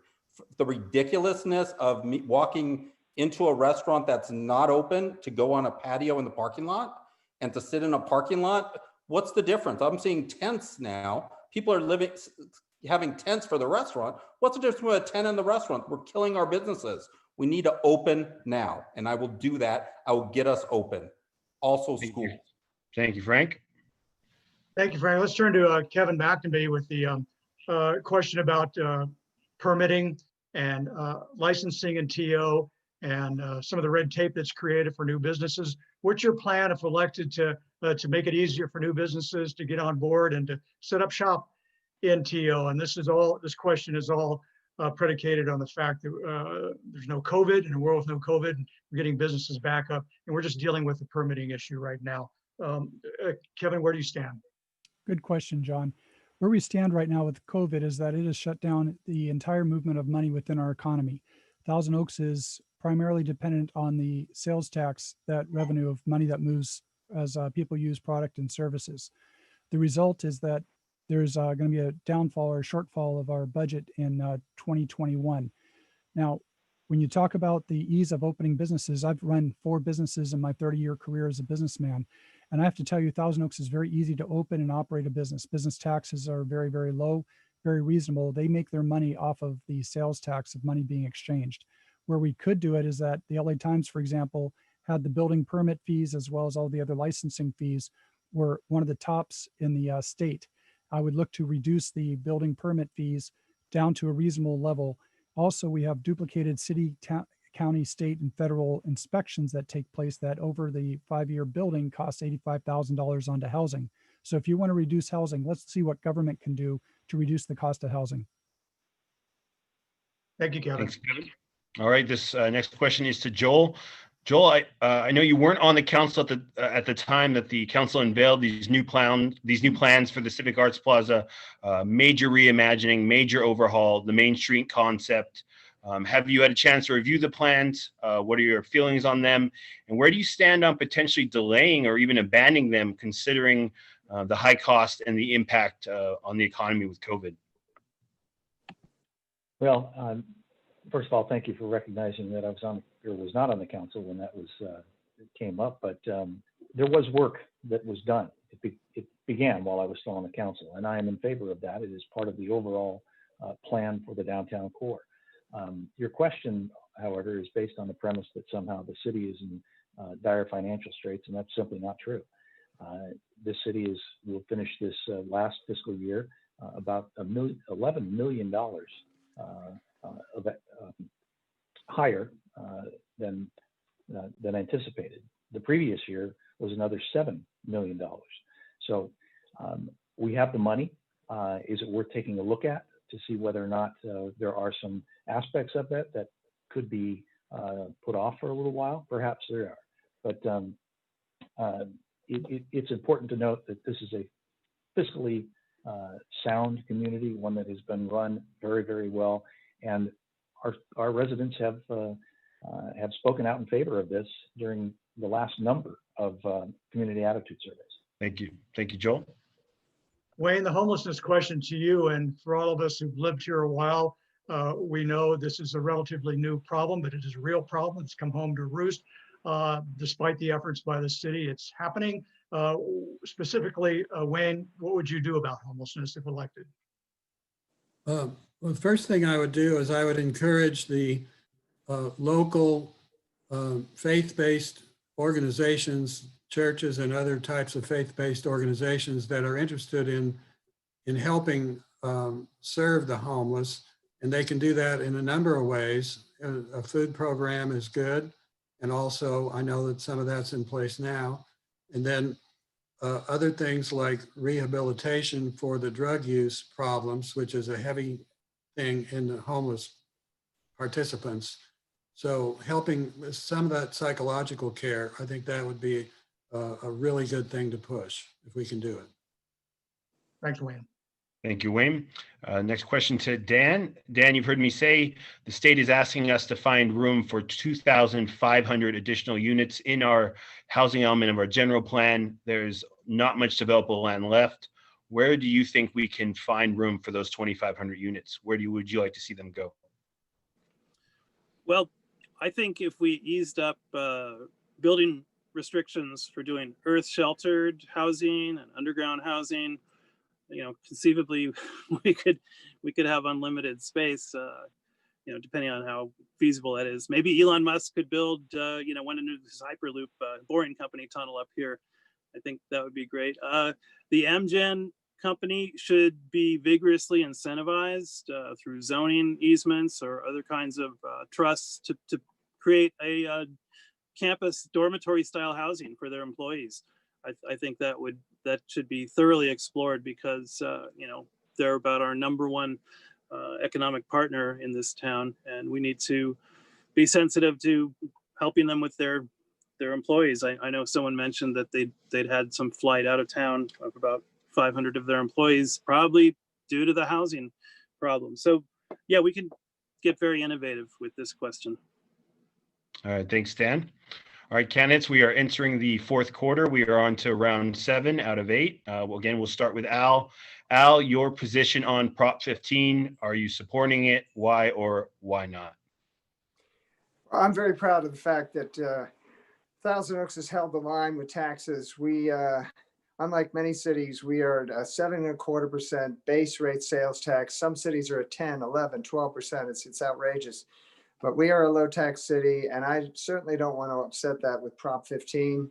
I would be opposed to it. I think that no matter what, economically, it will trickle down. Yes, it may affect large property owners and commercial owners, but it will trickle down to the tenants, and from the tenants, it will trickle down to the consumers. It's a $12 billion tax grab, and you can't tell me it's not going to have reverberations across the state, especially here in Thousand Oaks. No, I'm opposed to it. I'm also a little dismayed about the disingenuous way that it's being marketed. I don't believe that they are telling the voters exactly the full ramifications of Prop 15. Opposed. Thank you, Al. Pauline, the cannabis question to you. Where do you see the city headed in this regard? Medical versus recreational, one or the other or both? What's your position, please? There you go. So I've seen the benefits of medical marijuana with medical conditions that it helps. I've also seen the potential for its abuse on the recreational side, and I've seen it destroy great people and some good talent. So I think the city's taken the right strategy in approving the medical dispensaries. Recreational use is already covered, as people have mentioned, the state's approved delivery. Our city is wisely required cannabis services delivering the city to pay sales tax. So that's covered this time. And I'd be inclined to keep recreational to that option and not expand into recreational. Thank you, Colleen. Good, Colleen. Danny, the question to you regarding small businesses, the challenges they faced with the lockdown, with the shutdown and COVID. If elected in your first 90 days, please be specific. What would you do to support Thousand Oaks' vital small business community? Danny. That's a good question. I've spoken with with some small business owners who obviously have been impacted by the pandemic. And they're doing all right, but a lot of businesses obviously are not going to be able to reopen, which is tragic. For me, I would join the city council in granting aid, giving grants to local businesses so that they can continue to stay afloat. And more than that, I think from a city level, we need to really educate residents about how important it is to support small businesses, because unless the community actually buys in and thinks that it's important to help out these businesses that are struggling, it's never going to be achieved. So those are the two things that I would do in the first 90 days. Thanks, Thanks, Danny. Danny. And Frank, this question to you on the tails of COVID and red tape and permitting. Should the city make it easier for small businesses? Can they make it easier? If so, how? Or is it even a problem, in your opinion? With the permits and getting started as small businesses, yes. Yes, permitting process. Right. It's definitely a problem. It's something that we need to do a work in progress. Maybe it worked when we first incorporated, but a lot of the zonings, a lot of the different things for our businesses. I'm a realtor, so I'm right now dealing with something with zoning, and the city doesn't have a statute for exotic cars versus back then it was ambulances. So it's like you gotta work, and you gotta see what the game plan is. You can't blanket say, oh yeah, I'm for, I'm against it. You gotta see what they propose, and if it's something that makes sense for the area, that's not going to hurt families, hurt general way of life, I'm all for it. To charge people thousands of dollars for variances so that they don't have to do anything is ridiculous. I'm for helping them and getting a game plan with them to make it easier for them to get started in our city. Thanks, Frank. Kevin, now the question to you about the council's plans for the Civic Arts Plaza, the grounds around there, and the Main Street concept. I know you've seen it. What are your thoughts on it? And any thought to potentially delaying it or even abandoning it, considering the challenges presented by COVID? Thank you, Kyle. Good question. The Civic Art Plaza development, I'm very much in favor of. However, I am fiscally responsible. So I would look at the reduction in monies available due to COVID and the lack of revenue coming into the city to make certain that our basic services are covered before we move into something like this. As been mentioned before, is that our city has a good deal of reserves, can probably weather the storm, but until the governor opens the state and allows people to go back to work and the movement of money so we can run this city, I would put it on hold until we actually have a green light saying, yes, we have adequate reserve to get through the COVID crisis and the economic downturn that has occurred. Thank you. Thanks, Kevin. Thank you. Joel, this question to you. You've been around for a while. You've seen homelessness grow in the city. What's your response to it? How do you deal with it? What do we do going forward? Joel?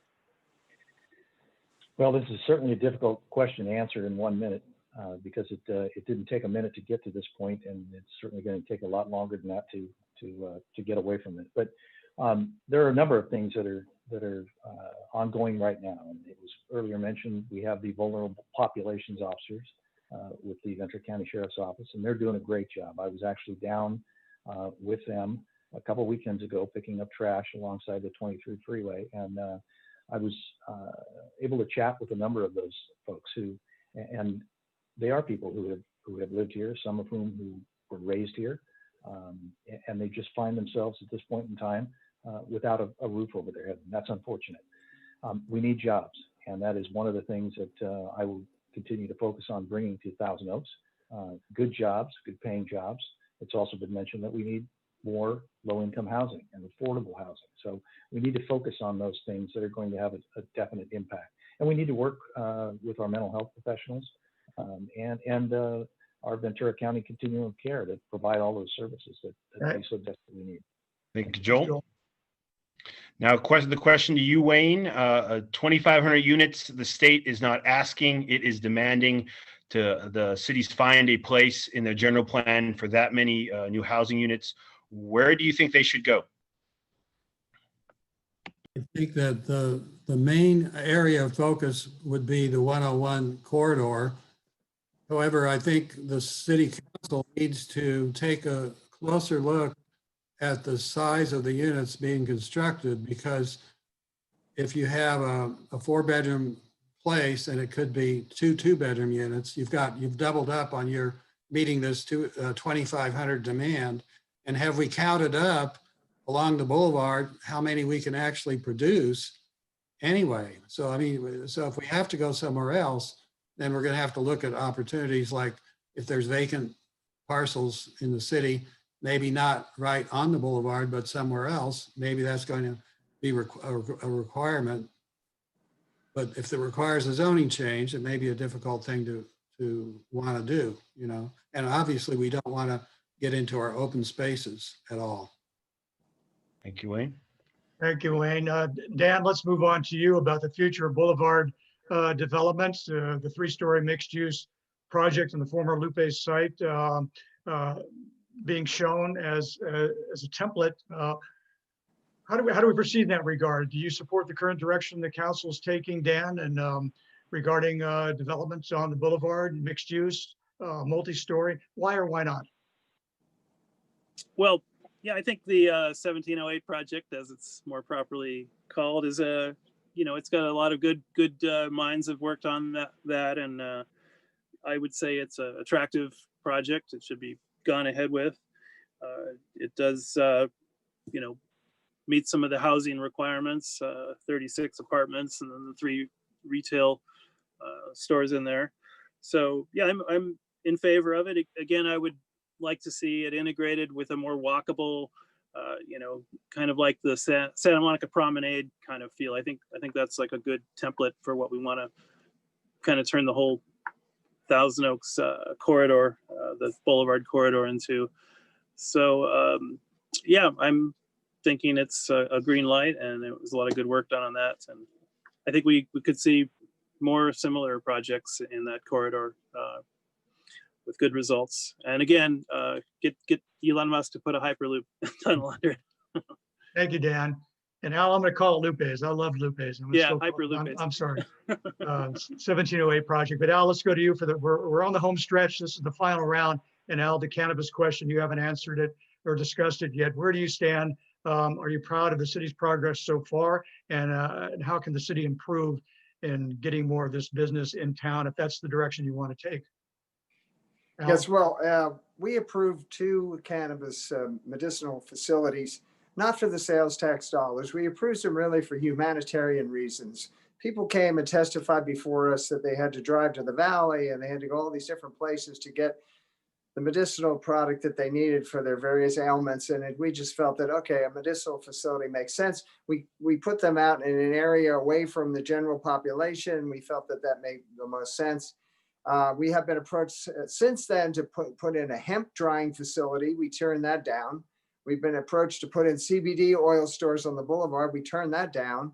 And I can tell you for a fact, the business people and the residents of Thousand Oaks do not want recreational marijuana stores on the boulevard. We're trying to revamp the boulevard to give it a whole new image. And I don't think that that's the proper way to go. I will say, though, we did approve a testing lab for marijuana, which would create 10 to 15 high-paying jobs. But as far as recreational, we're not going there. Thank you, Al. Thank you, Al. Colleen, the question to you about small businesses. You know what they've been through and what they're facing with the shutdown and with COVID. Please be specific. In your first 90 days, what would you do to help small businesses in Thousand Oaks directly? Oh, I will be specific. I would help our small businesses right now. We are sitting on an $11 million surplus that's been earmarked by council for a second wave of COVID emergency. I do another round of small business loans, including sole proprietors who are excluded from the first round right now. I'd also use some of that surplus to appropriate marketing funds to keep our community updated as we open up, so the community can confidently move through the stages of our getting back to enjoying our businesses and our community. So those would be 2 things I'd do right away. And thank you, Colleen. And Danny, similar to that question has been the question I've heard tonight about permitting, red tape, barriers to entry, difficulties in small businesses opening up in the city. What suggestions do you have, if elected, to help prospective small businesses come into town. Danny? Definitely. If elected, I would work with small business owners, people hoping to start businesses, to really streamline the process and make it not only easier to understand, but less expensive, especially for young entrepreneurs who are starting out. It's virtually impossible to start a business unless you have wealthy parents who are willing to put forward the money to help you, and that's just unacceptable. I think we should give, aid to residents in our community. We have a lot of great talent in our community. I think we should really capitalize on that and prioritize residents in starting small businesses. Also, I would, bring back the Small Business Roundtable Advisory Committee. It hasn't met since 2019, and I think that's unacceptable during COVID. That committee is not taking into consideration the opinions and the needs of business owners. And so those would be my priorities to help create more small businesses in the city of Thousand Oaks. Thanks, Danny. Frank, to you, the question, the city councils unveiled their plans, major overhaul, reimagining of the Civic Arts Plaza, obviously a beloved site in the city. What is your take on the concept and the current plans? And do you think in any way they should be delayed or even abandoned because of the impacts of COVID and on the economy? Thank you, Kyle. You can't abandon them, because if you abandon the project, you're wasting our money, and our money meaning our taxpayers' money. It's a great project. The idea of putting an amphitheater in there, I'd like to see maybe a sit-in park, maybe get rid of a little bit more building, get in a park and make it a little more user-friendly. I like the fact that the streets are narrow, but we got to figure out something, because with the streets, unfortunately, with Waze and Google, they route off the 101 freeway and shoot through Thousand Oaks Boulevard, because that's the main thoroughfare. So we got to figure out a way to slow that down, and we just need to, again, be more public safety. If there's a lot of pedestrians there, and now we've got this, we got to fix it. I don't like the crosswalks. I think the crosswalks are a little dangerous. I don't like the way the lights are put into the street instead of putting up front. Maybe put a couple rows so that the cars can see them coming up, until when you come up on it, you'll see the red and it's too late. So maybe back it up a few steps so it gives you a little more warning. Thank you, Frank. Thank you, Frank. Next question. Kevin, we haven't heard from you yet on homelessness, and it's a growing issue in Thousand Oaks. What are your thoughts on it, and how do you deal with this problem if you're elected to the council? Thank you, John. I have a rather unique perspective on the homeless situation, given that I volunteer my time as a doctor in the free clinic here in Thousand Oaks, where I work on the homeless, the underserved, and the working poor. So I get to know them as human beings, as real people. You can put them into two different categories, if I may. One is Joe the plumber, who's down on his luck. He's out of work and he's living in his truck and or couch to couch with the friends. He's got a skill. He'll get back on his feet. That's not the homeless we really need to worry about. It's the ones that have mental illness and or drug addiction, and some 80% of the homeless out there that fall in that category. We need to marry together what right now the sheriff's department has is a group of social psychological workers that go out with them on such calls.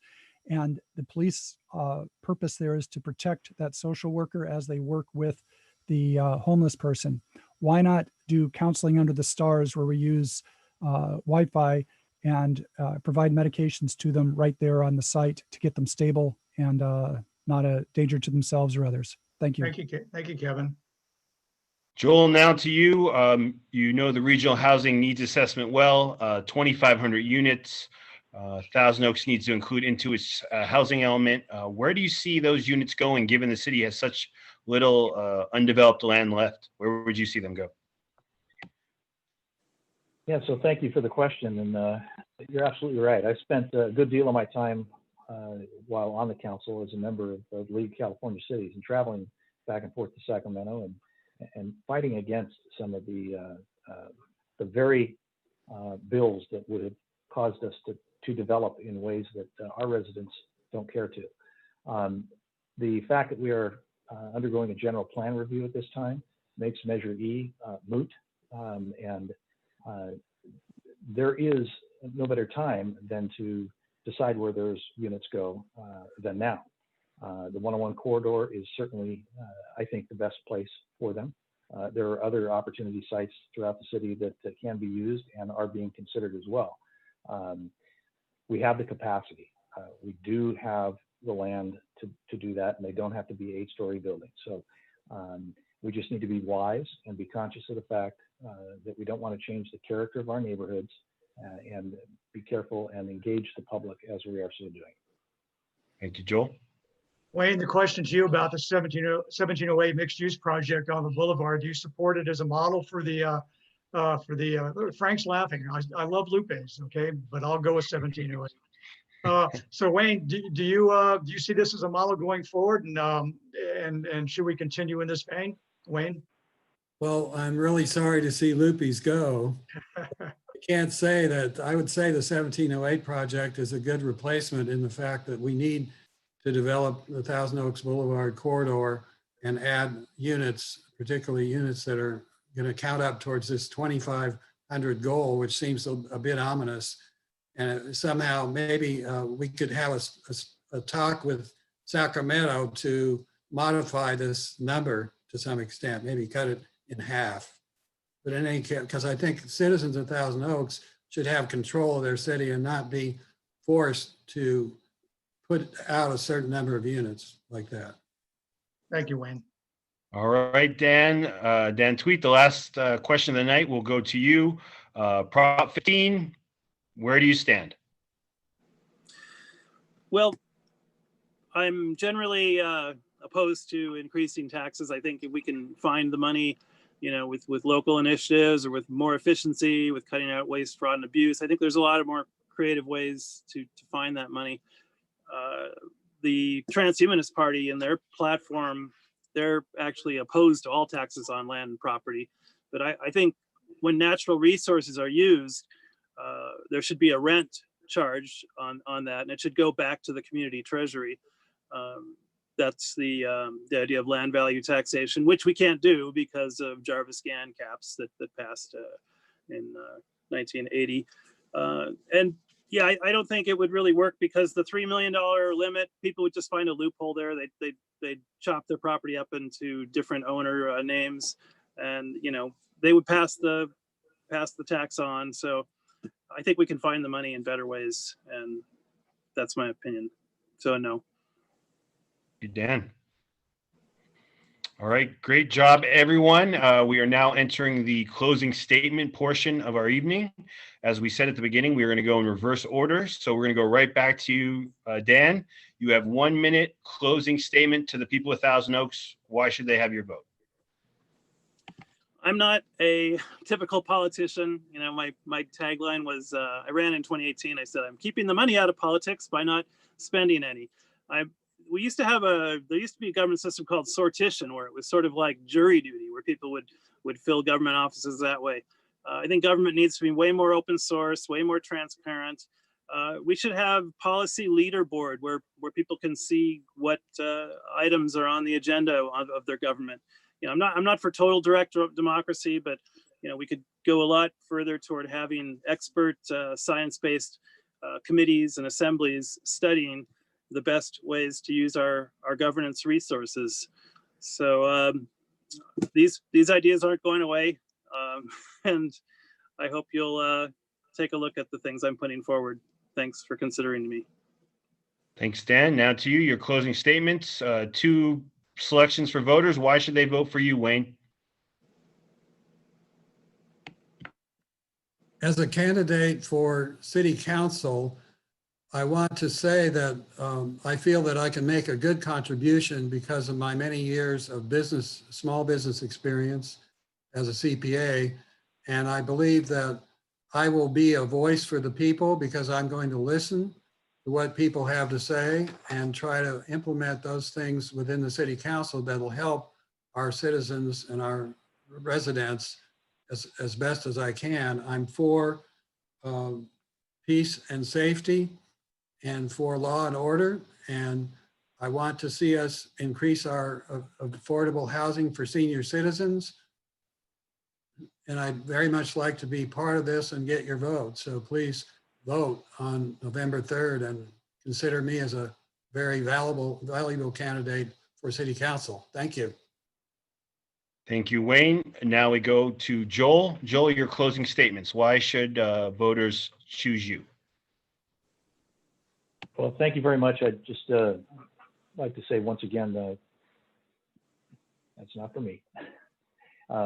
Thank you very much to Conejo Valley Chamber of Commerce and the Acorn Newspapers for, and also the sponsors who contributed to this. Most of the questions that have been asked tonight require more than 1 minute to respond, and I've tried to do my best during that minute. But as I've traveled the campaign trail for these past few months, I've had the opportunity to speak to many residents who've opened my eyes to issues that, quite frankly, I had no previous awareness of. I've met with the Conejo Oak Tree advocates, as well as individuals who are focused on helping members of our disability community. We have social justice issues that need to be brought to the forefront and discussed openly. I hope the things that I've said here tonight resonate with you and that I've earned your vote. I also hope that if I haven't, you'll reach out to me through my website or my email address. There's the website behind me, joelprice4council@gmail.com. Thank you, and I look forward to continuing to serve on the council. Thank you, Joel. Now to you, Kevin. Voters, two choices. Why should they select you as one of them? Closing Thank statement. you. Thank you, Kyle. It's been said that the government that governs best is that which is closest to the people, and city council is about as close as you're going to get. One of the truly strengths of Thousand Oaks is the wonderful people that live here who take pride in their city and result in the great community we live in. I'd like to think my skill set as a doctor in practice, 30-year business owner, retired reserve police officer, professor in the community college, as well as my work in Washington, Sacramento, and local city government is an asset, brings new skills to the role of problem solving that are going to face many of the challenges Thousand Oaks is going to be going through. I hope to be part of that solution and bring other creative ways of solving those problems. And I would like people, if they want to look more into my background and select me as a candidate for city council, is go to my website, votedrkevin.com, votedrkevin.com. Thank you. Thank you, Kevin. Now to you, Frank, your closing statement. 1 minute, please. Thank you. Amen. Thank you. Okay, so basically, I'm running for city council because I'm tired of what's going on. Not with our local. Our local's doing good, but they're not getting in Gavin Newsom's ear. They're not telling Gavin Newsom and our politicians to open our city. Our city's in trouble because we're closed. It's COVID is a problem that we had. It's gone now. We need to get in our superintendent's ear and get our schools open. Our children are more harmed by being out of school. This Zoom thing, thank you for doing the Zoom. It's great, it's fun, but we need human interaction. We need to be around people, and to quarantine the healthy is wrong. We're not protecting the elderly. I'm gonna be that bull in the china shop. As you can tell the way I'm talking, I'm not going to take no. I'm gonna be the word of the people. I'm going to talk to these guys, and I'm going to get us open and getting our people taken care of. We need to be more aggressive on the city council.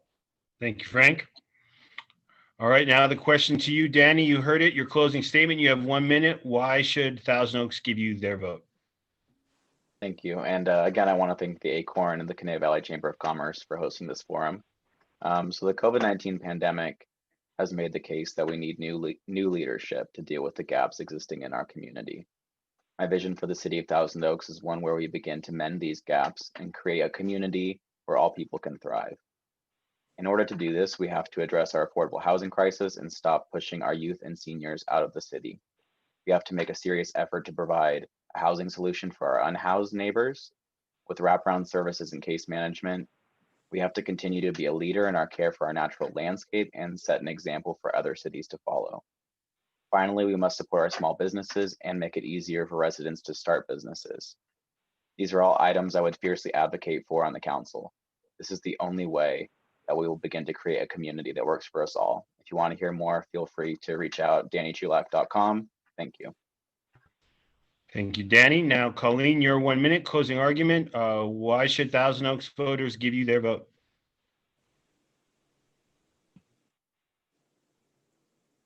Sorry. Thank you, Chamber of Commerce again, and the Acorn. First, I just want to quickly address the notion of the proper way to get experience for the City Council. While I think spending years on the council and having the means to do philanthropy and working your way up through the local community network is one way, it's not the only way, and none of us should feel lacking if we're without that experience. I've worked with government at all levels and global corporations and startups, and I'd stack my contacts and experience with getting things done and managing administrative matters. And yes, hitting the ground running day one against anyone's, any day. The next 4 years are critical to our recovery, maintaining our quality of life and economic vitality. We don't want to be the valley, but we don't want to stagnate and fall behind in preparing for our continued success in the future. I've already mentioned the priorities that I would focus on. I think we need new energy, perspective, and expertise in our City Council, and we need to put the community's voice in front again. I'd appreciate your vote. And to learn more, please visit my website again, caforcouncil.com, or send me a line, caforcouncil@gmail.com. Thank you, Colleen. And Al, you get the last word. You're the only incumbent in this race. Why should Thousand Oaks voters give you 4 more years on the council?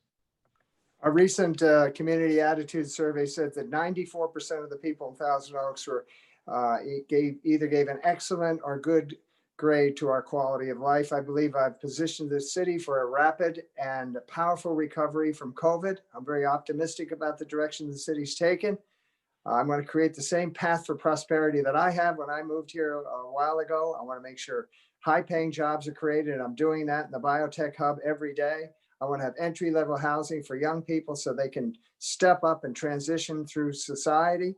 Our city is solid. We're AA+ rated. We have an $11 million COVID response fund that I've engineered to meet the challenges of 2021, whether it's our businesses or whether it's for our residences. I want to protect our neighborhoods. I want to preserve our open space. I'll make sure our city is safe. And when people come to town, I want to be able to answer the question, where do I live? Where do I work? And where do I recreate? I think I have the answers to those questions. Thank you, Al. We appreciate it. And that concludes our 2020 City Council Candidates Forum. And I want to give a big shout out to all the candidates stepping up. I think you all did a great job.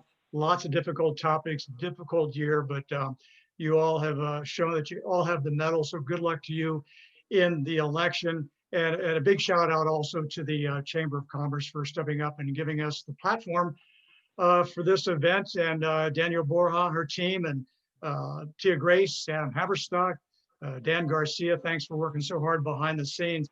And finally, a big shout out to our sponsors, Waste Management, for stepping up, Newberry Disposal, Harrison Industries, Central Coast Strategies, and Athens Services. Thank you, folks, for making this event possible. So again, vote November 3rd. Good job, candidates. We've got a lot to speak out and say in this coming election. I know you have a better informed way to do it after this forum tonight. So Kyle, any final words? Thank you for co-moderating. Oh, no, just another fabulous job, John. Great job by the team at the Chamber. They really did all the heavy lifting here. But yeah, real credit to all 8 candidates. Thank you all for participating. This is a very difficult time, and it's a credit to all of you that you're even running right now. So good luck to all, and thanks again. Thanks. Good night, everybody. Thanks. Good night.